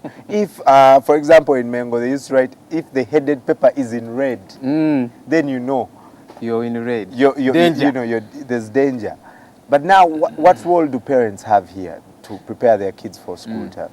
I think generally parents need to gel a lot with their children, build a relationship with these kids so they get to understand how to operate at school. You talk about that bit of, we are all fallible, but for a child to get goosebumps when something slight has happened, that means there is a problem. But you see, when you build a relationship, even when the child goofs up, they know, well, we'll sit and talk, mom or dad will punish me, but they're my friend and they mean well for me, Going back to school now, I was speaking to a parent who was scampering and thinking, I've got to clear this, I've got to clear that. Kids are demanding this and stuff. It's a very tall order, not like back in our days. You'd pack G-nuts, Chipoli, and I don't know what, and you would survive. Kids now want to eat a big CG cornflakes, I don't know what, all those crazy things. Because I love G-nuts so much, and I wouldn't mind. You eat them here every morning. I eat G-nuts well, thank God. Smile a bit. Nothing is there. but those are the things that I believe. Even when I was in a hostel, I used to pack those things, going to school. But kids really don't want to hear any of that, unfortunately. But again, parents need to teach their kids frugality, Kids nowadays want, this one has an iPhone, this one has an iPad, and the parent is saying, I paid, it is all IP something and that kind of thing, But when you jail with your kids and let them know what the status quo is like, I have a friend, they are quite well to do. Right. But they say, you know what, there are times when things are not moving on, I will tell them, sit them down, this is not going to come your way this time around. You're going back to school. You'll not have this for reasons A, B, C, and D. And the kids will not throw tantrums there. I know parents who go shopping with their kids. And actually, some have desisted from me. They say, when I get into the supermarket with this kid, they begin throwing tantrum. I want this, I want the other, and I end up paying. You know? Yeah, they kind of blackmail you. Yeah. So I said, no, I'll leave my kids at home because when I go with them, they'll give me a bloody nose. In other words, said, I'll go with them, but I give them a warning, you know. You dare mess up when you go there. We've got a list, a shopping list, we've got to stick to it, you know. But it gets back to the kind of relationship you build with these children, how you groom them, be their friend. So they get to understand when daddy or mommy is broke, when things are tight and so on, when there are discipline issues. The other day you hosted a friend of mine who, and they're close friends with their children, you know. But when the road is to be used, the children know, understand this is the right thing to be done at this point in time. Ultimately, build that. And I would think going back to school would not be a hard nut to crack. Albeit, of course, things are tight. Money is not as easy to come by nowadays.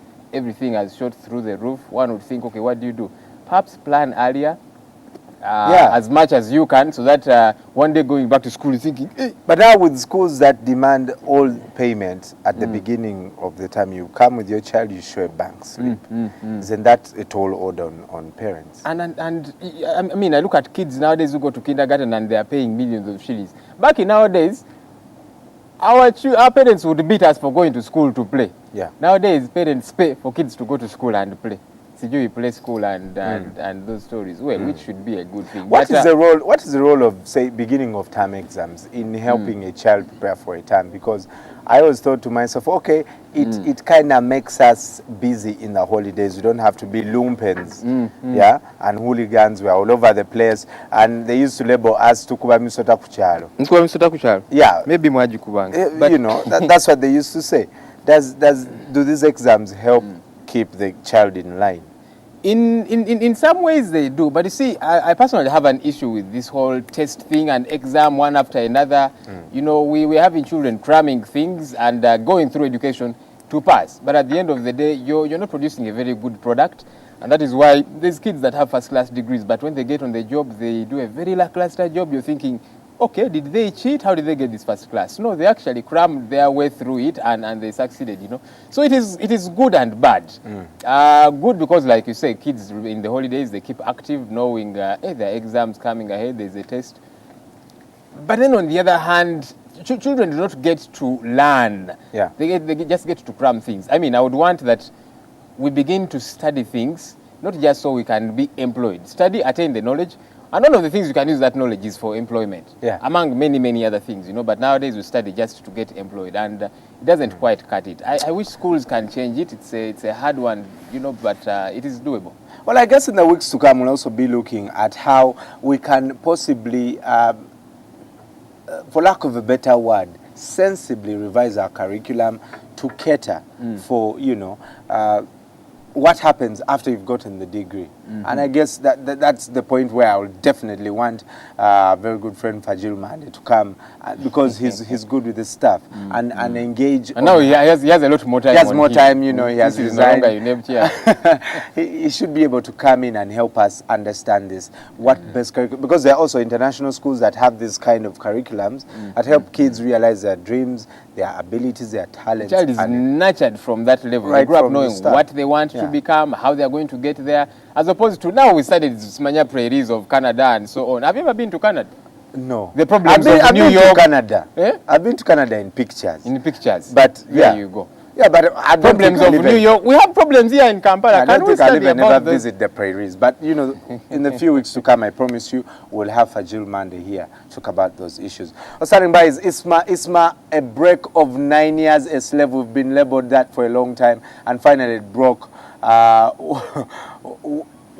that been the highlight of the weekend, really?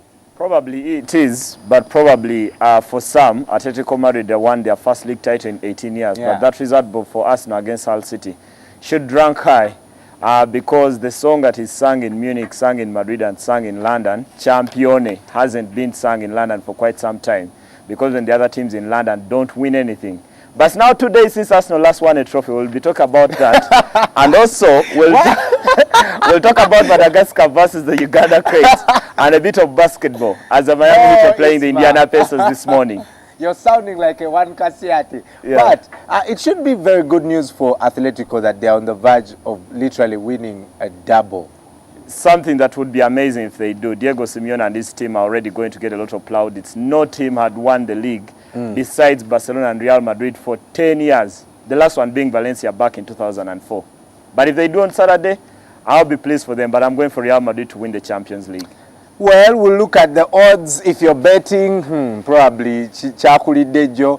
But let's find that out and more in the sports update when we come back. Stay with us.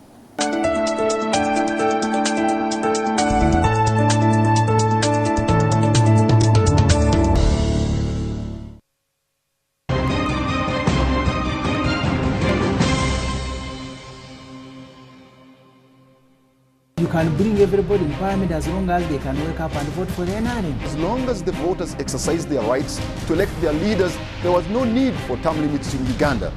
I know him. I know how he operates. I know how he thinks. There are ways you can go around these obstacles. Why should I conduct myself as if I am Muyai? It's absolutely true. I admired the President Museveni. Is the ICC a fiscal code targeting African leaders? You cannot tell me that the whole trouble Kenya had revolved about only 2 individuals. The money is not in the budget of this financial year. You can't beat God. You see, God is polygamous also. Look at Jeremiah chapter 31. The security of this country will largely depend on the contribution that the people make.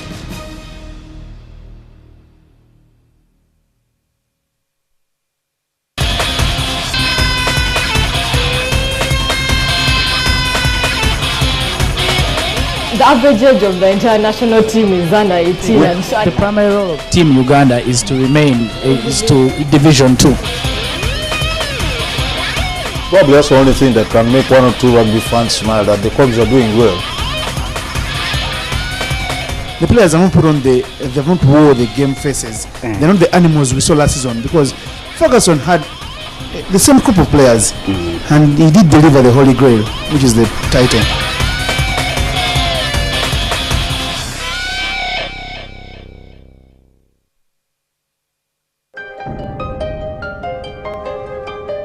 I was going to my hall, someone came from my back and was How? Tugenda okwebaka ekiro. Yanga mwami omanyi? Webakeko nange omulundi gw'ogusembayo. I went to the nurse and I asked why is it that our father is negative and for us we are positive? Every time I find a story of assault of one person to another, I get disturbed. Mwayombye ekiro lwaleeta suzeewo lwe bakwokezza. Naze poza kimu nti mujja wange yanjokezza. Kino ekyafa kino kyali kyakulira muno mu lubuto. The Irene I know just loves music and loves to sing. I've never seen her even smoke a cigarette. The days of legal trade in slaves are history, following its abolition in the 1800s. They tie you like this. That's when I started getting past.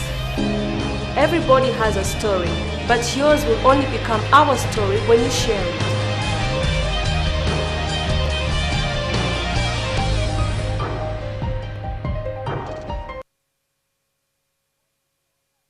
Are you and I ever gonna have a chance to be sisters? You want the baby to have my name? Would that be okay? So I'm happy you came. Yes, especially since I thought you were shunning all things Newman. I have my own reasons for showing up. What did you say about him? I'm sorry, attempted rape. Okay, look, whatever you think you know about him, you don't know his heart. If there is a way to make me feel more miserable, you will instinctively find it. You gave up the one woman you loved, and now you're having a hard time figuring out how to move on? I can't imagine who would want to hurt a good man like you. Okay, you know what? I don't need you telling me how to feel about Lily. Are you pregnant? No. Then why are you trying to alienate Tyler? Has something happened between the two of you? Are you afraid that I'm gonna do something to ruin your marriage, or that you will? Why don't we have a party? I'll bring Nikki and bring your siblings. How's that? Now, what are you gonna do? You gonna blackmail them this time, or are you gonna bribe them? Looks like Mommy's not the only one who knows how to make up a story.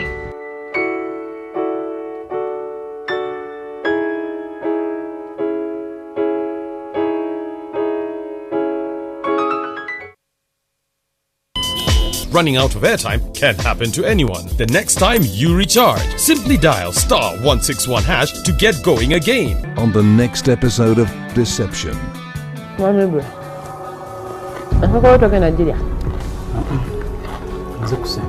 Okay.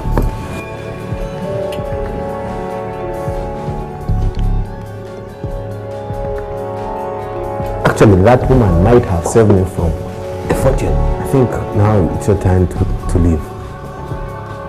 Really? Yes, leave. Me, I'm not going to the court now to sign anything. Sirimu Mudu. Lily, do you want this divorce or you do not want it? Do you? Deception.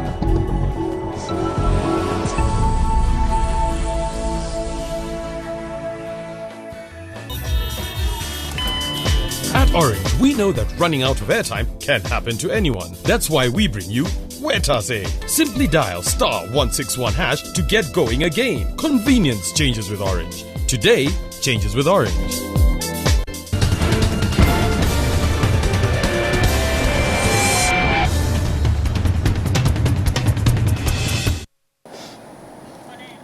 So most of you will probably hate me for this, but come on, 9 years, surely. You should understand why I'm going through this. The emotions are understandable, aren't they, Isma?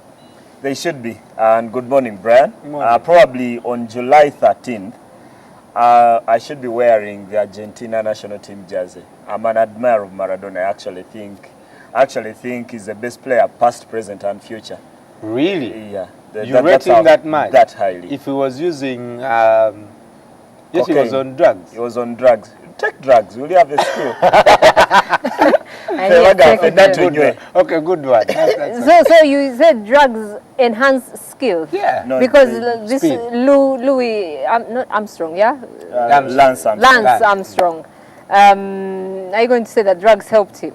Yes, they do, because they help with But he had the endurance, skill. and then they help you not get injured, by the way. And so most of the sports when you use drugs. And I've read up on drugs. It's the things that can happen to you because of drugs. There actually several athletes I've had that have died in their sleep because of doping. And people still take the gamble. And I know most of the time I think it should be because the benefit when you dope is much bigger than the loss at the time. You could probably dope and be like Maurice Green and Marion Jones in that 1999 on that track in Paris. Yeah. And then you probably, rather with Tim Montgomery, sorry about that, Montgomery and Marion Jones. And actually the benefit is a $1 million contract with Nike. Why wouldn't anyone dope for $1 million? Yeah, but then afterwards, you return all the trophies. Marion Jones, wasn't she stripped of all her And even went Sydney to jail. Olympics thing? You know, and now she's into basketball. Yeah. And she was always a basketball player before she turned to started. athletics. Well, Lance also had to return them. I guess those are things that we never think about. But and yeah, you seem drunk on us, no? Brian. No, I am just excited. It's okay for me to be excited about my team, right? 2 days now, after 9 years as slave. I'll get over it by the end of the day, by the way. But just allow me today. Okay, Brian, we Enjoy. allow you. It's understandable. I just okay. We'll talk about I that know later. the last time Arsenal won a trophy, my young sisters, they are twins, Zamin and Aisha, were in senior 3. Dude, I was in. They are now out of university. I think I was in. When was that? I attended their graduation party earlier this year, but they were in senior 3 when Arsenal. That was 90 what? 2005. Hey. The last time Arsenal won it. Hey, okay. I was out of school. I was out of school. I was out of campus. But let's first talk Ugandan sport. Yeah. There's basketball, KIU Titans. What does that win mean for them over the Warriors? Does it tell us about the UCU Lady Cannons as they continue to struggle and win games? What does this all mean? First of all, I think for KIU and Warriors, it was very important for them to gain still some limelight from Power and City Oil. They didn't put up a show that could have stood in any limelight. Both teams were very poor, especially offensively. But KIU still retained one of the best defensive sides in the league, and actually winning their game by just a 5-point margin, 65-60. Warriors, for me, look like a mid-table team. For a team that has won championships and reached finals year on year. They've won 2 championships, the last one coming in 2012. This was a performance that their coach Gadeto would want to bury the moment the buzzer sounded at YMC on Friday night, because they're playing so poorly and they don't seem like they have the quality to go and challenge Power and City Oil. But rather for UCU, it's one that's they are still struggling. Yeah, they're still struggling. UCU, the champions there for the women. And for me, this is mainly because they don't have 3 of the players who won them the championship last year. And that is Peace Proskovia, moved to KCC. Angela Namirim, who is playing for Cooperative Bank in Kenya. And then Marina Moding, who is there between UCU and A1. They won their game by 41 to 38. A1 Challenge. Yeah, against A1 Challenge. Purity Odiambo scoring 15 points for them. They are the former MVP for UCU. But they are still not the team that went through the entire season almost unbeaten, because last year they went to the regular season unbeaten, and then they lost only 2 games in the finals, beating up on cases by 4 games to 2. So it's a bit disappointing the way they are playing, and you hope they sort it out, especially getting Morena Moding to come back and play, because of the other 3 of the 5 starters, 2 of them won't return. Proskovia has a new team, Angela is playing away in Kenya. So they have to sort that out very quickly, and I don't think they will. Because this could be a dead year for them, and then they probably sort it out after that in the years to come. But they've been the most competitive team in the league, I think, over the past decade or so. Ever since they came to the league back in 2006, UCU Lady Cannons have been the team that set the standard for everyone to beat. Right. Well, until last weekend, really, I did not think Madagascar would ever be a threat. Tell us what happened. What went wrong, Antananarivo? Very poor start for the Uganda Cranes, but luckily they came through with a commendable result. Uganda will still feel like favourites, losing by 2-1 because of that Hamis Diego Kiza goal, and because it came in very late in the game. Had it been 2-1 since the first half, that would be totally different. But because Madagascar leading by 2-0 because of a very poor start by the fullbacks, especially Joseph Ochaya, and then at that was Onyango the goalkeeper? No, it was Ismail Watenga actually making his debut for the national team. And actually at that point, Madagascar had a penalty to score a third. And that third goal should have also led to Ismail Watenga being sent off on his debut, because that was a clear foul that is in the rules is a red card. Now the referee decided to be so nice to Uganda and decided not to send off Watenga. And awarded the penalty. Luckily, Madagascar missed it. So Uganda had a lift, because they should have lost the game probably by a bigger margin. Very poor defensively, and the Mwesku and Kalunji were non-existent. Hassan Wassa looked every bit of a player wasn't played since January, because every time they attacked him, there was nothing coming through the middle, and then the creativity was not there. But I think in retrospect, when you go and lose a game by 2-1 away from home, and have a return leg to come at Nambole in 2 weeks' time, every Ugandan should be feeling confident. The team, the players, the fans, the coach, everyone should be confident. That is not the worst case scenario. It could have been worse, like I said. It could have been 3-0 and a man down. But it's 2-1 with a home tie to come. Uganda only need to win by a goal to and get through. And you can almost bank on Uganda. I think the Cranes should be feeling like favourites, even if Lisa's performance does not satisfy anyone. It was a very poor showing by the Uganda Cranes there. When is the return leg? May 31st at Nambole. Next week? Yeah. Wow, we should support our boys. We should. I think we'll bring the I think they should be able to get through, and then wait for the winner between Mauritania and Equatorial Guinea. That should be tougher than this round. Right. Yeah, but not the best start in terms of performance, but at least the result, exactly what I think I would expect from an away team. Just get that 1-away goal. And I know many Ugandans will be disappointed in a certain way, but we should also look at the stats. Uganda don't win many games away from home, and I've gone on and on about rallying in just manga, rugby, and so many other sports disciplines. But in football, with the exception of the Sekafa, Uganda has won 2 away games of importance in the qualifiers in the last 13 years. Away in Malawi in 2001, and then away in Guinea-Bissau in 2012. So when I look back at that, I'm not disappointed at all. Well, let's move on to the NBA playoffs. There was game 1 of the Eastern Conference, Miami Heat and Indiana Pacers. Who got the lead? Indiana Pacers got it, winning that game by 104-96. Their starting 5 were brilliant against Miami, especially Paul George, who scored 24, and all the other guys, David West, Roy Hibbert, Lance Stevenson, all of them made contributions, and George Hill is not actually a natural scorer. Scored about 12 for himself there, and CJ Watson came off the bench to score 11. And now the Pacers, who have home court advantage in this series, they'll host 4 of the 7 games. They get to say, if the series goes an entire 7 games, they lead this one by 1 game, and then the game 2 will come up on Wednesday. Rather on Tuesday, that is tomorrow night. I would think the Heat should be favorites, but based on the performance last night, they've got a lot of things to worry about. Their matchups are not working well, especially on the inside. I thought the teams that played Indiana Pacers earlier in the series, especially Washington Wizards and Atlanta Hawks, knew how to play the Pacers better than the Heat have. They just spread the floor and negate the size advantage that Heat have over most of the teams in David West and Roy Hibbert. Now, I thought last night Heat tried to pound the inside a bit too much, and they don't have the players who play there. So probably if they had 4 or 5 shooters on the ring and then tried to take as many threes as possible, they would have had a better chance. And they didn't shoot that well. Real, and I think, had only 2 or 5 that went in. there. I don't think they played well, but you can bank on the heat. They are two-time champions for the past 2 years, so they know how to get themselves out of this such situation. And we know in the last 2 years they played the Indiana Pacers and got past them. In 2012, in the first round of the Eastern Conference, Pacers led by 2-1. Miami won 3 in a row and won the series 4-1. Last year they played and went to a Game 7, which Miami won at home to win the series 4-3. So it's a long way to go. It's only Game 1. All right. Okay, a lot has been said about Arsenal, but I want to ask Hull City. Let's talk about Hull City. I think they did a commendable job. They scored first both times. Arsenal were coming from behind. Do we see future with Hull City? First of all, they finished 17th in the league, so they should be even pleased that they are still in the league. This was their first FA Cup final. In like 100 years. 84 years since they played in the semi-final. And Hull are not the kind of team that probably will be challenging very soon, not even for Europa League place. But one of the things I love about finals, that when you get to the final, all the differences between teams cease because the teams see themselves as equals. I think we live in an era now where they are no longer going to be finals, where one team that is stronger wins the game by 4 goals to nil. There was Ajax AC Milan in the 90s, which Ajax cleaned AC Milan. There was a 2000 Champions League final between Real Madrid and Valencia that ended by 3 goals to nil because Madrid were by far the better side. Now that's not going to happen. And I thought for those 8 minutes of ecstasy at the start of the game, when Hull were leading by 2 goals to nil, every Arsenal fan, however much faith they had, they must have been too scared.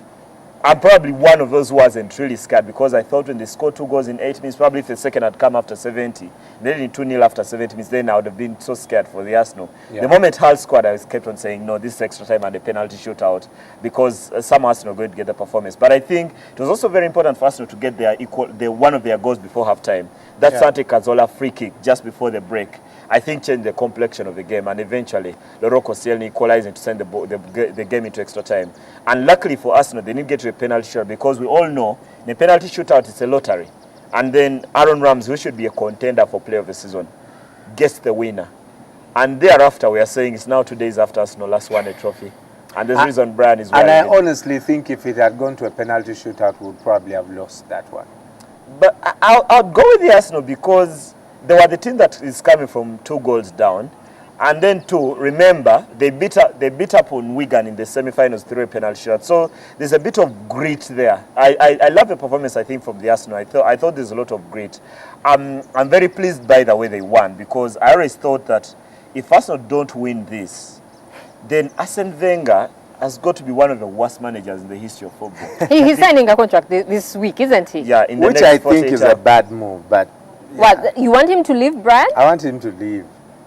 But that will never end. That discussion will never end. Let's quickly go to Germany. A double for Bayern Munich. Is this a successful season for Pep?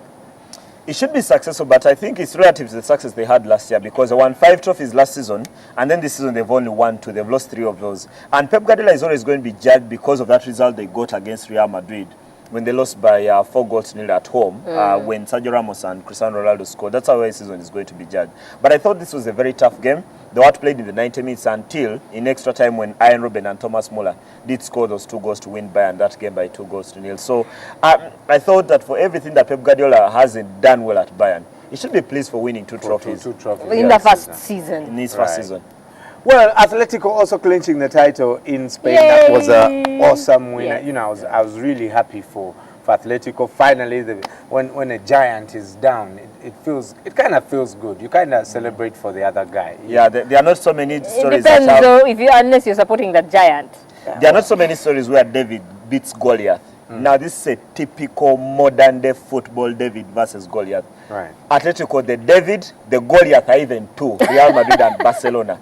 With 1 stone, he hit the 2 giants with just 1 stone. Champions League will be coming up, and we'll see if they can clinch it up. Wow, this is beautiful. I would say it is the team of the year. Atletico. If they do probably that. for me the best moment in sport this year. It would be that. Well, I will be letting you know more as the Champions League final draws closer. Ismail will be telling us who is likely to take this. He's probably thinking Real Madrid, but we'll look at the possibility that Atletico could actually clinch the Champions League. Before we head out, the African proverb.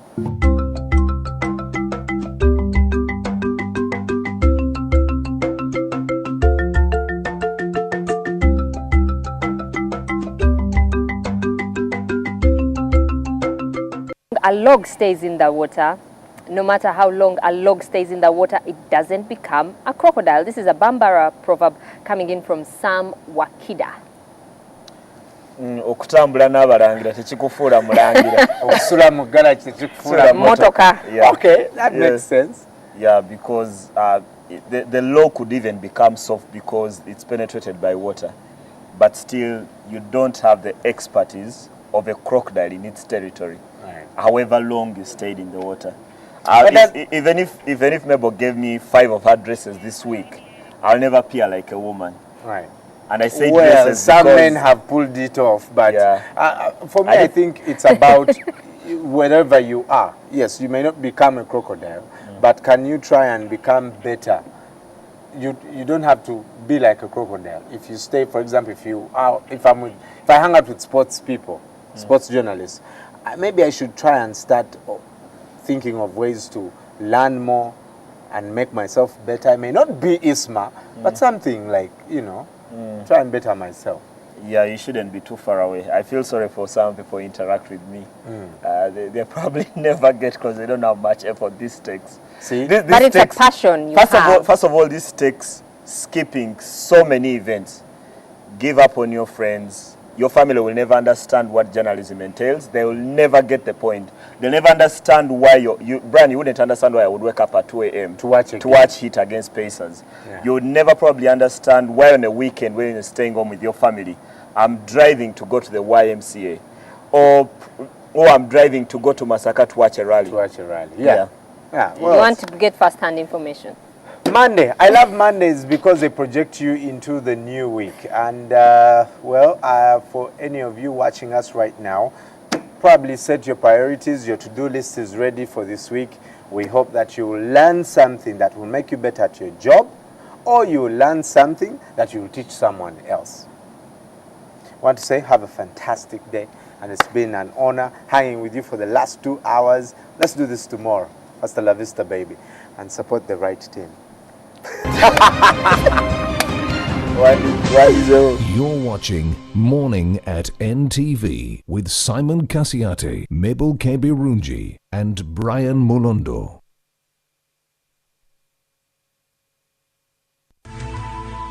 NTV, turning on your world. She was molested when she was 6 by someone she trusted. The doctors finally walked into the door. They basically were telling me that she had a 5% chance of living. I couldn't understand how somebody that tells you they loved you, that held you as a child, could abuse you. Tommy Scott grew up among gang violence, drugs, and poverty in the projects of South Central Los Angeles. I felt not normal, not good. I wasn't lovable. As a teen, Melissa discovered that drinking gave some relief. Tommy is free today and continues to tell people that it was Jesus who changed his life. The time I spent in prison, I spent putting my ideas together on, how I was going to come back and make it all right. And I realized my purpose, that I was created to reflect the glory of God. Duke now realizes why God kept him alive. These were real people facing desperate situations, just like you and me. Jesus died to set you free, and He can give you a new heart.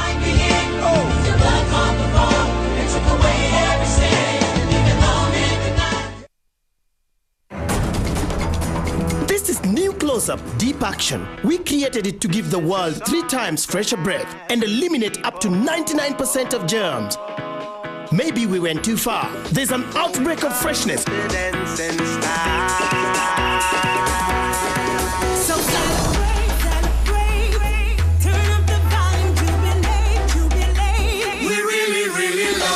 Now the best ever from Close-Up. 3 times fresher breath. Running out of airtime can happen to anyone. The next time you recharge, simply dial *161# to get going again. On the next episode of Destiny River. Has anything happened? You seem nervous. Is there anything serious going on? What is it? Mrs. Mariquita passed out, Mr. Max. She's still unconscious. I guess you're only this handsome, rich guy. And that's all, Fred. Kind of woman who would rather see a man dead than in the arms of your rival. Destiny River.